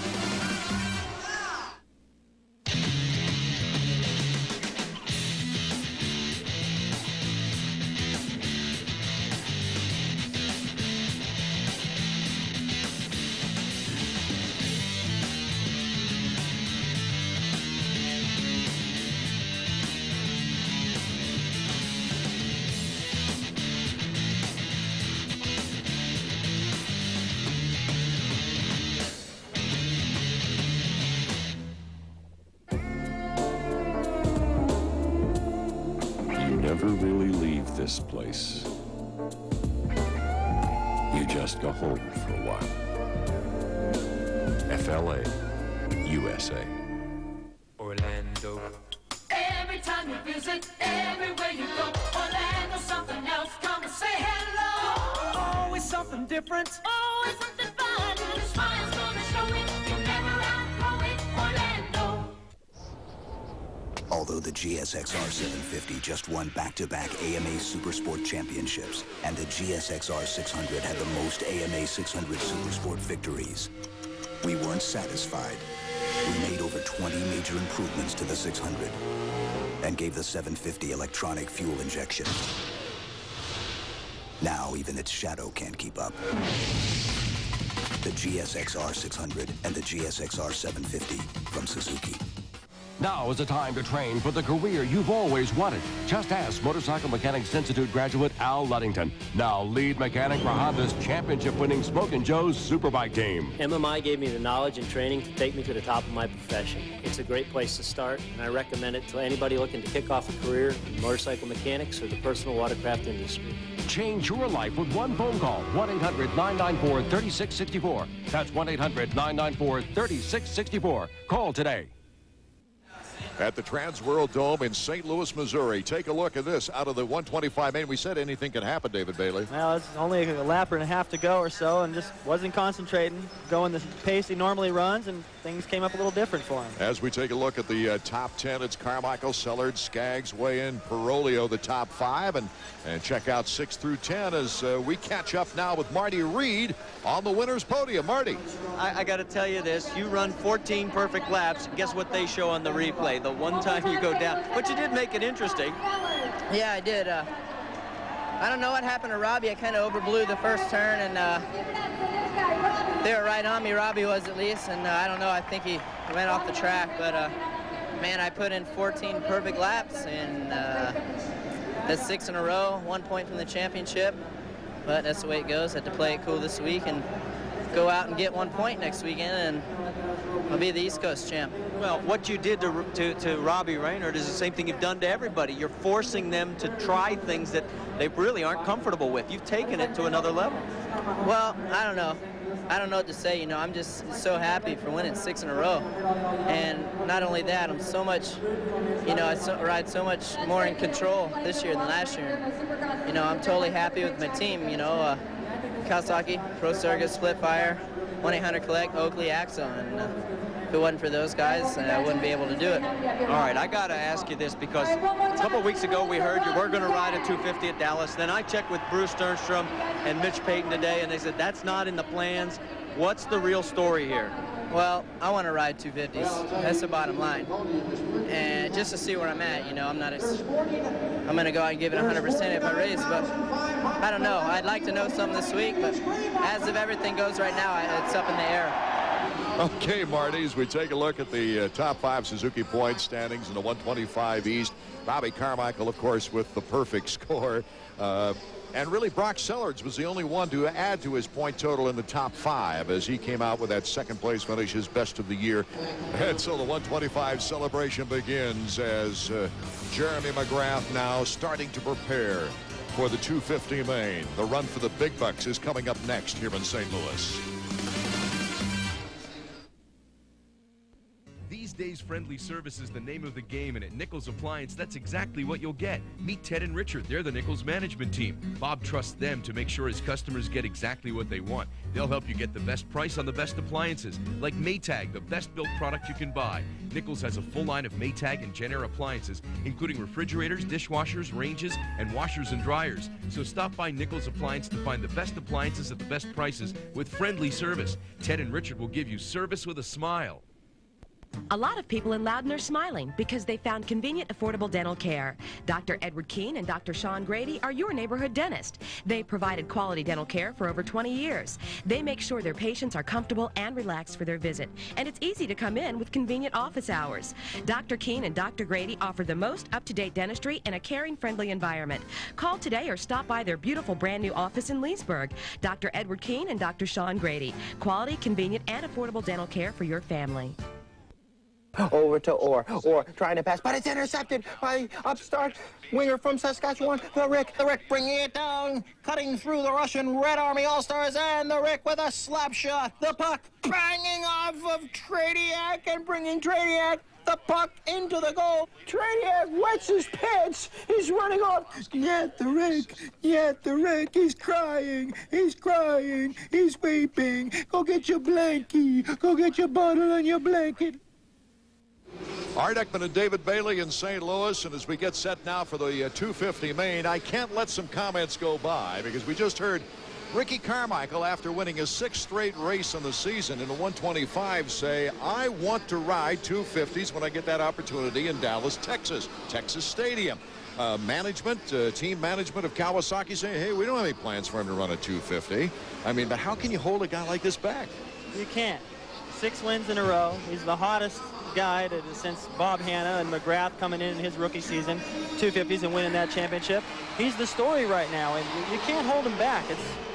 That's too big of a race, too big of a show to keep him back, and I have a feeling that he's going to get his way because he is fast. Well, he got his way after the first year. You remember when he first signed, Mitch Payton wanted to bring him along slowly. Let's test him in these different races and so forth. And then he just took off. He's pretty confident. I think if they watch him ride on a 250 during the week anywhere in the near future, they're going to go, you know, looking at these lap times, yeah, go ahead and get this kid on a 250. 250s are out on the track now, surveying the situation as we take a look at Jeremy McGrath. McGrath, of course, leading the points, just dominating, really, with a 59-point lead. He's eliminated all but 9 riders from the title, with Wyndham doing a good job there in second place. Jeremy, despite this being only the 3rd year of Supercross in St. Louis, McGrath has some vivid memories of his only loss of the '96 season, but '97, that win was a revenge. Before this night began, both David and I thought that Ezra Lusk, number 3 of Team Honda, would have a good shot at it. Well, he still does. I mean, the heat race doesn't mean everything. We saw Jeremy go out there and post lap times that were quite a bit slower than Wyndham's. In fact, the heat race total time compared to Wyndham's was 12 seconds slower, but Jeremy's been around the block a few times, and he knows what he needs to do when it counts, and I'm sure that Lusk could come back and respond to that, make a few changes to the bike. He actually did close on Wyndham midway through that heat race and show a lot of speed, then he backed it down. Let's check in with Marty, trackside. Well, from time to time, teams try and motivate each other, and you were mentioning Ezra Lusk, and I don't know if you guys have noticed it, he's growing a mustache, and not to offend Ezra, but it's just beginning, and it's hard to see. Well, the deal is he's going to keep growing until he wins a race. And if Mike Gosler, his mechanic, has had his mustache for, eons, and he has promised that when Ezra wins, Mike will shave his mustache. So the bet is on. Veteran observers might remember Mike Brown. When he won his first national, had a similar bet with his mechanic, who many had never seen facial hair off his mechanic in something like 20 years. And our cameras were ready, and I trust that Marty's going to be ready with the razor down there if that should happen. There you see Mike Gosler. Won't miss it. Yep, there you get the mustache from Gosler. That has, I don't know what he looks like without it. Cliff White's had a beard or a mustache forever as well. But I'm sure he'd be pleased to shave everything off if Lusk gets another win, because it's been a little while. They know he's capable of it. So is Ezra. Mechanic Dan Bentley made that bet with Steve Lampson, number 17, if he won the 125 National. He said that I'll shave off all my hair everywhere. But he hasn't got a return bet from Lammy yet. Well, 30-second board. 30-second board is up. We're just about set to get the main event from St. Louis underway. Jeremy McGrath. There you see Ryan Hughes, number 10, next to Ezra Lusk. Kevin Wyndham getting ready now as the board is sideways, and they're off in St. Louis. Supercross main event underway. Look at number 8, Kevin Wyndham, and Pichon, number 16. Mikel Pichon has got a good start. He is tough when he gets the good start. And Jeremy McGrath moves into second on Kevin Wyndham. Wyndham coming right back on the inside, but Jeremy shuts the door. I don't believe McGrath got back ahead of Wyndham. That was the plateau Jeremy was talking about, jumping off of. Wyndham did it. Looked like he had that past May, but boy, it's a little bit risky. Larry Ward goes down, number 4, and look at the good start Mike LaRocco has gotten now. He's in for it. Well, you know what I like about his start was he lined up all the way to the inside. He was the far inside gate, just to the inside of Wyndham. What happened, everybody got pushed wide, and all Mike had to do with a mediocre start was creep around the inside. Now he's got to look at the leaders for a while. This is the best start that Pichon has ever gotten. This looks like possibly Ryan Hughes. It is. It's Ryan Hughes in the whoop section. Not that often you see Hughes stay on the ground this long, so he must have gone down hard. He's had one of the toughest seasons you could possibly have with injuries and illness. Wyndham making time on McGrath, that same section again, jumping off that plateau. If he gets close enough the next time and Jeremy doesn't cover that line, he should be able to make that pass. A 2-second lead for Mikel Pichon on Jeremy McGrath. Wyndham is next, LaRocco, and then Ezra Lusk. Then it's Doug Henry and Michael Gregg. Jimmy Button with problems, number 11, the Chaparral Yamaha. I don't know where Jimmy is. Yeah, he's walking back to the pits. So Button's out. Jimmy Button, very disappointed, is on his way to the tunnel. They just went riding right by him. The broken clutch, we're getting a word from Marty. Jimmy was looking so forward to getting back in the race now. As we check out second place, the battle is on. Kevin Wyndham right behind Jeremy McGrath. That time he was out a little bit wider and he didn't jump off that plateau. I think that's going to get a little risky after a while. He's deciding if I can stay with Jeremy without having to do that, it'll be a lot less nerve-wracking, and he is staying glued to him, but Pichon is starting to pull away, Art. He's added a second to his lead, so he's now 3 seconds ahead of Jeremy McGrath. With Wyndham and McGrath moving back. Ezra starting to close on LaRocco a little bit. Ezra knows he's got to stay in contact with McGrath. even if he stays behind LaRocco and they both close, that's good, but he's got to make time because in a few more laps, that gap gets any bigger. Ezra's shot at a victory here is goodbye. Boy, it's a heck of a story. Mikel Pichon with a 3-second lead, and the battle for second is on. McGrath and Wyndham bar to bar. As we're taking a look at LaRocco and Lusk. Well, that's going to give Wyndham a big boost of confidence to be able to pass McGrath, stay with him and pass him. McGrath trying to come out wide, but Wyndham went just wide enough to stay out of his way. Wyndham feeling that we're letting Pichon get away. Let's go down to Marty. Well, guys, we may be getting our answer on those lap times from the heat race. Remember, Kevin was clicking them off 2 seconds quicker, but our one question mark was, would he have the stamina to go 20 laps?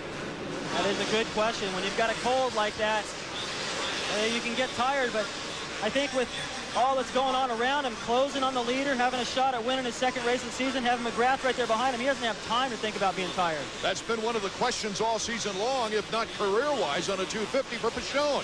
He certainly has had the speed, David Bailey, but did number 16 have the endurance factor? That's been the question. Well, we're going to find out right now. Wyndham is actually starting to pull away from McGrath a little bit. He's closing on Pichon. He's got a couple lines out there up his sleeve, good places to pass, and if he gets around him, boy, that's going to be tough for Jeremy to get back up there and challenge for the lead. Two 125 Eastern champions now battling here in St. Louis in the 250 ranks. Pichon, a two-time Eastern 125 champion, as well as Wyndham. Wyndham won a 125 race here in St. Louis 2 seasons ago. You can bet Roger DeCoster's short fingernails are going to be a lot shorter after tonight. Could this be the second win for Team Suzuki on the season, with Larry Ward winning in Tampa? Roger feels, and so do I, and what I've seen lately, the Suzuki is there. Wyndham makes the move on Pichon. And Mikel come back? Or will he be a resident of second place? Well, he's going to give it everything he's got, but what he's going to find out is that Wyndham is just on tonight. He's riding super, and he's doing it with a cold. So the momentum he's talking about getting since he won New Orleans, still working for him. Going back to LaRocco and Lusk, as we've got Pichon in second place behind Wyndham. Then McGrath is in third. This is the battle for fourth. Ezra Lusk making a move on LaRocco, but can't quite do it. Almost Ezra went down. fishtailing. Fishtailed through the whoops, and he dove that front end in there so hard he almost went down to the corner. And they are gaining a little bit on McGrath. That's the good news. The bad news is Wyndham is gone. Kevin Wyndham, who had a second place to Jeremy McGrath in their last matchup, but won the race in front of Jeremy the week before, is putting on a wonderful display in first place. Let's go down with Marty Reed now, checking in with Ryan Hughes. Yes, a very dejected Ryan Hughes. You can't seem to buy a break this year, can you? Nah, just, I don't know. Bad year, bad luck. You know, I try real hard, but I don't know. Stuff doesn't go my way, you know? I mean, I don't know. I'm just really bummed out, you know? It's really frustrating for me because I do try hard. The team tries hard, and, you know, I make mistakes, and, you know, bad things happen, and I don't know. It's upset, I guess. Guys, if this was a craps game, it's snake eyes. Jeremy McGrath just moved in front of Pichon for second place. Wyndham's out in front with a 3-second lead. Exciting Supercross from St. Louis continues in a moment. A crowd of two-wheeled enthusiasts gathers at the Honda factory in Marysville, Ohio. Today, we are proud to introduce to you the Honda Shadow Aero. The bike's a real hit with the crowd. The Aero sports the latest in streamlined design with an exhaust pipe right out of the pages of science fiction. Here's Miss Aero showing off the bike's dazzling colors. The Honda Aero is available today, and what's the verdict in Marysville? There you have it, and it's full speed ahead for the bike of tomorrow. Like proper diet and exercise, Craftmatic beds help your body feel better for watching TV, reading, sewing, or just putting your feet up and relaxing. You can't beat a Craftmatic adjustable bed. Yet Craftmatic Model 2 beds are inexpensive. Call toll-free to get free information by mail about Craftmatic. Call for this important information now. Call toll-free 1-800-344-8300. You know, I was really excited to meet Gaylord Perry. I wanted to ask him about those vicious spitball Vaseline rumors, but when I met him, I knew it wasn't true. It's good to have you up here. Good to see you again. Hey, Carl, how you doing? Hey, Gaylord.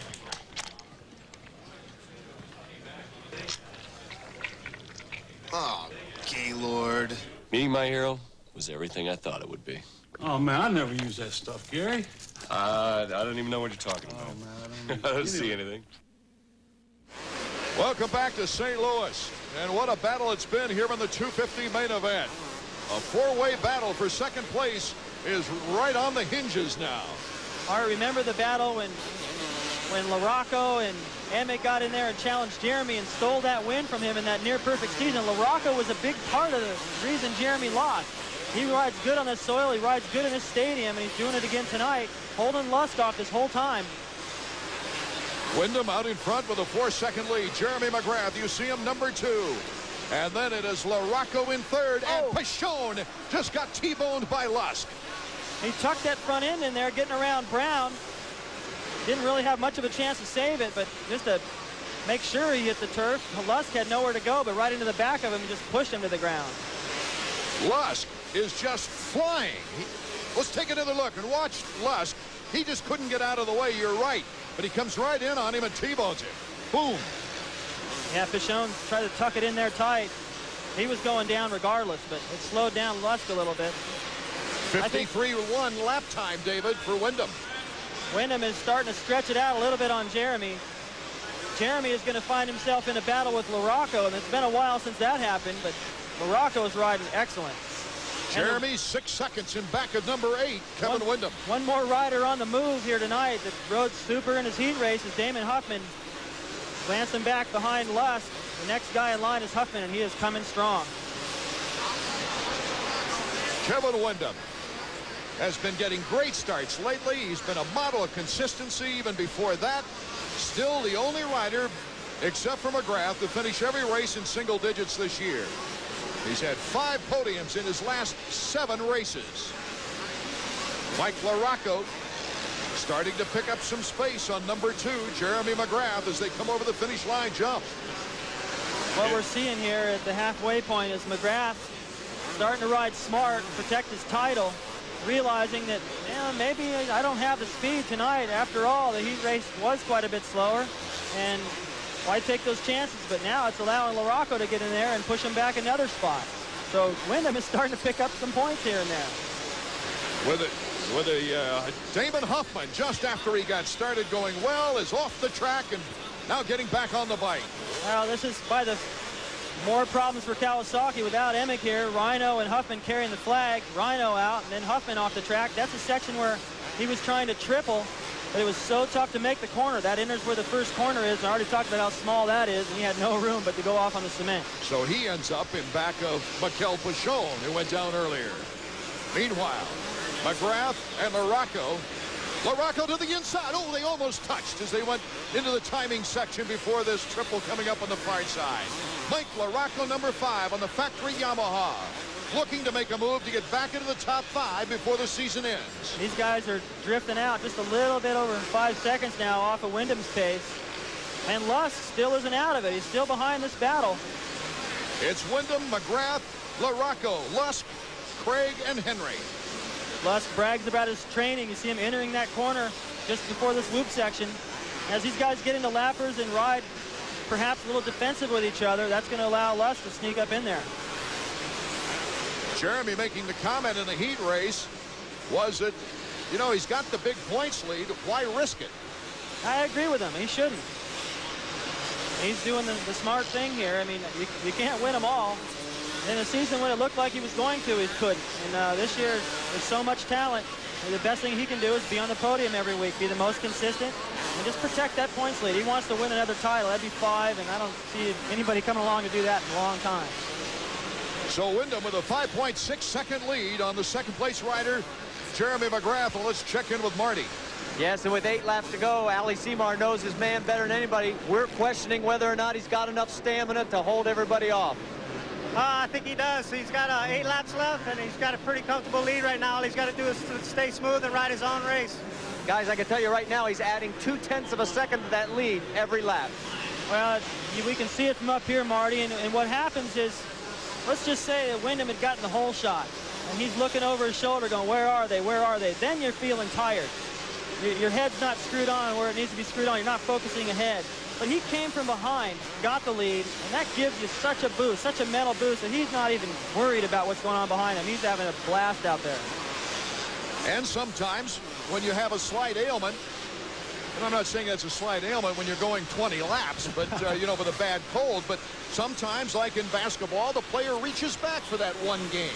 Yeah, he's definitely digging down deep tonight, and he said he took a nap today, and he felt pretty revived for the heat race, and when he came in and realized his heat race was 12 seconds faster than McGrath, maybe that gave him a little incentive. Maybe he's saying, well, you know, I might be sick, but, geez, I'm still riding pretty relaxed, and that's what I think this track really demands, is to go out there and not go all out. Maybe go like 98 or 99%. Just free yourself up from those mistakes, and you actually end up going faster in the end.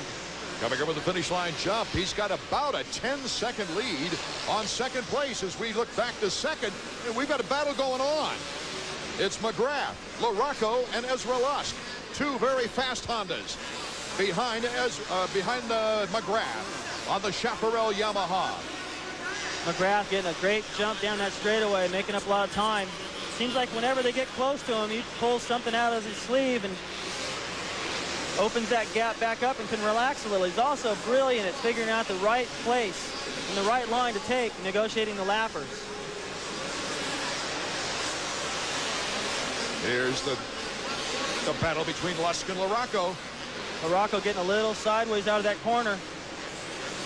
Now Lusk doesn't really have anything to lose. It's forever back to the next position, which is, I believe, Mike Brown. And you see Wyndham going the other way on the shot with a tremendous lead. Yeah, these guys aren't thinking about Wyndham. They're just trying to win the battle they're in. Seconds up for grabs right here. About an 8-4 lead for Wyndham in first place. LaRocco and Lusk get to a point on McGrath, and McGrath reaches back. Yeah, he keeps opening it up. Just when they get close. Now he's going to be coming up to lap his former teammate Lamson. Just ahead of these guys off the triple. See what Lusk does in the whoops this time. He's been getting through there so fast.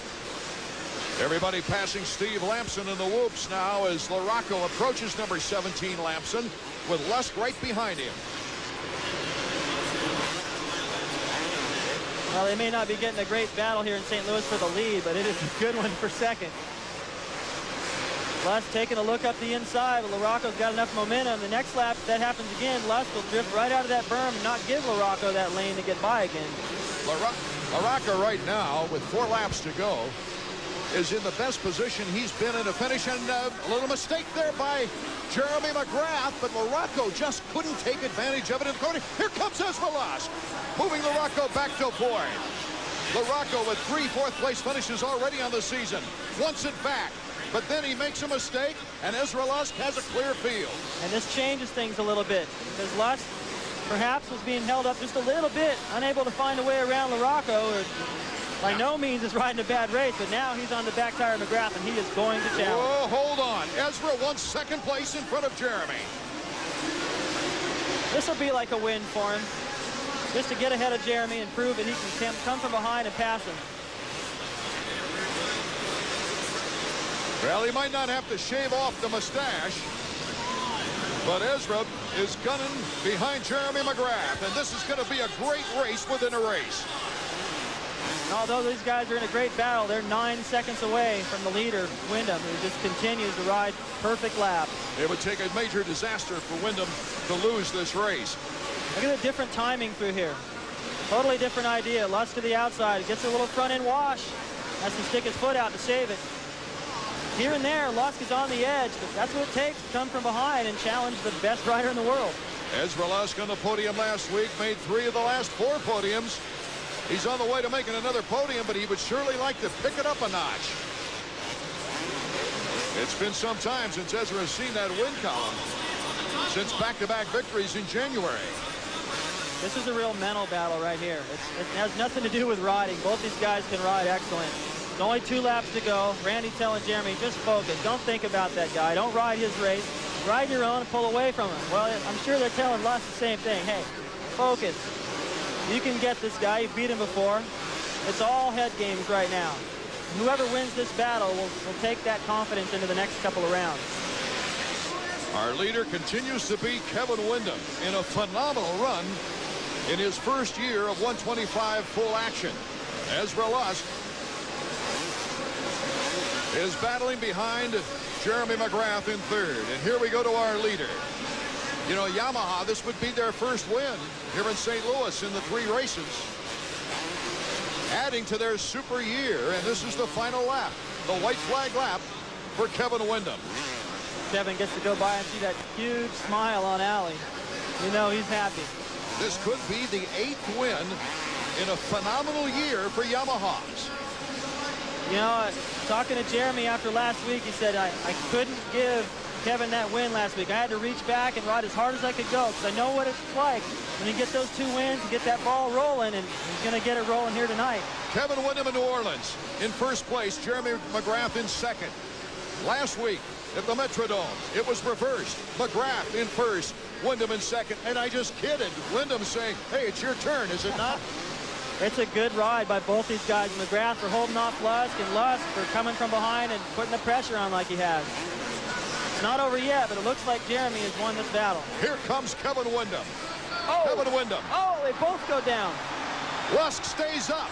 Lusk in second as Windham gets some of the glory taken away from his checker flag as Ezra Lusk takes second place. I don't think Jeremy's going to be real happy about that, but he left the door wide open. Lusk rode right across the inside, very gently bumped him, and they went down. Lusk got up first. LaRocco taking third, his best of the year. Take another look now. Okay, Jeremy all the way to the outside. Here comes Lusk right across the inside. Jeremy knew he was close. Lusk did a good job to keep it going. I know Jeremy's not real happy. Lusk is not his favorite person right now, but, you know, he went wide. So I guess he's going to have to look at that and say, next time I got to protect the line. Okay, so Kevin Windham with his 2nd win of the year, his 3rd career win, has won 2 of the last 3 races. Team Yamaha succeeds. So far, it's been a Yamaha on every podium this year. So it'll be interesting if we can get a word or 2 from Ezra Lusk especially, and our winner Kevin Windham when we return to St. Louis, Missouri. We'll be right back.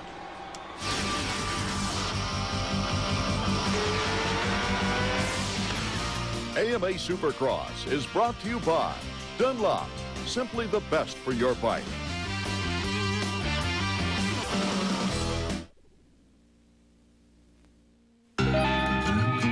Take everything you ever knew about cruiser motorcycles, everything you ever learned from your older brother, your friends, biker movies, and throw it out. Because the Marauder is a cruiser like no other, one only a high-performance company could have built. The Suzuki Marauder. It's time to move on. Now until May 31st, move on to your Suzuki dealer and get $500 in free accessories and great financing on a Marauder. What would you give to be more confident? What would you give for the knowledge it takes to move with certainty through every business day? Just $3.90 a week brings you the Wall Street Journal. Our personal finance guide and decision maker software is free with your paid 10-week subscription. Call now, 800-248-1300. That's 800-248-1300 for the Wall Street Journal. The pyramid builders died of exhaustion. Instead of working in sensible shifts, they never watched hockey. Now they're dead. Watch the NHL on ESPN2 before life passes you by.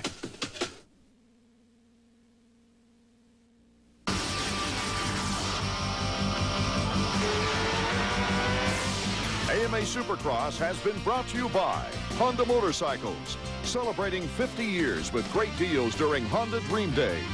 And by Suzuki Motorcycles and ATVs, Now during Suzuki Fest 98, get $500 worth of accessories for free and choose from great deals like 0 down or low APR financing on selected models. Kevin Windham won, and that's a great story. But here's another one, David Bailey. Well, again, just not far to go. McGrath going all the way out wide. Knowing Lusk was there, just took that chance. And Lusk went right across the inside. I'd have done the same thing. I know Jeremy's not happy right now, but I don't think Lusk had a choice. He's going for the points against Windham, and he's made it a little closer now. And so Lusk taking second to LaRocco's third. McGrath ending up in fourth ahead of Doug Henry as we take a look at the Suzuki top 5 point standings. Let's go down to Marty. Very happy Kevin Windham, and obviously that fatigue syndrome that you've had, it didn't set in too late. Yeah, about halfway. I had a little bit of a lead, and I backed off just a hair, but I had a close watch on those guys, and I just feel, I mean, I can't believe how strong I felt. I mean, for being a little bit under the weather, I got some, some decongestant, which really helped me breathe out there for the main, and my trainer, Gary Simick's been working real hard and working with me real hard, getting me where I'm at, and most of all, that YZ, I mean, I'm just getting unbelievable hole shots, and that's the race in the bag right there. I mean, not necessarily in the bag, but definitely makes you work a lot easier. Well, let me tell you something. The only time you gave up the lead, as far as the gap, you were stretching it except for the last 2 laps. Well, that makes me feel even a little bit better. I definitely had an eye on those guys, and then, man, the last 2 laps, I was just, man, keep this thing on 2 wheels and get over the checkered finish line, and I did it, man. I can't believe it. I'd like to thank all my sponsors, Yamaha, all the guys there, Bridgestone Tires, Scott Goggles, Axo Helmets, Fox Gear, and Gary Simick's, No Fear, and Swin Bicycles. Well, guys, 2 times this year. We sometimes forget this is a rookie in 250 action. Your winner, Kevin Windham. As we take a look at the Suzuki top 5 point standings, and Windham with the win, and McGrath hitting the dirt, draws 8 points closer. He picked up a pretty good chunk right now, as Jeremy McGrath goes to 267 points to Kevin Windham's 215. And what Ezra Lusk has done, and Mike LaRocco, they've made things a lot tighter, because Lusk and Windham now are in a terrific battle for second in the points, which means quite a bit of money this year. Mike LaRocco's finish on the podium bounces him in front of Larry Ward, who had a tough afternoon or evening here this evening in St. Louis.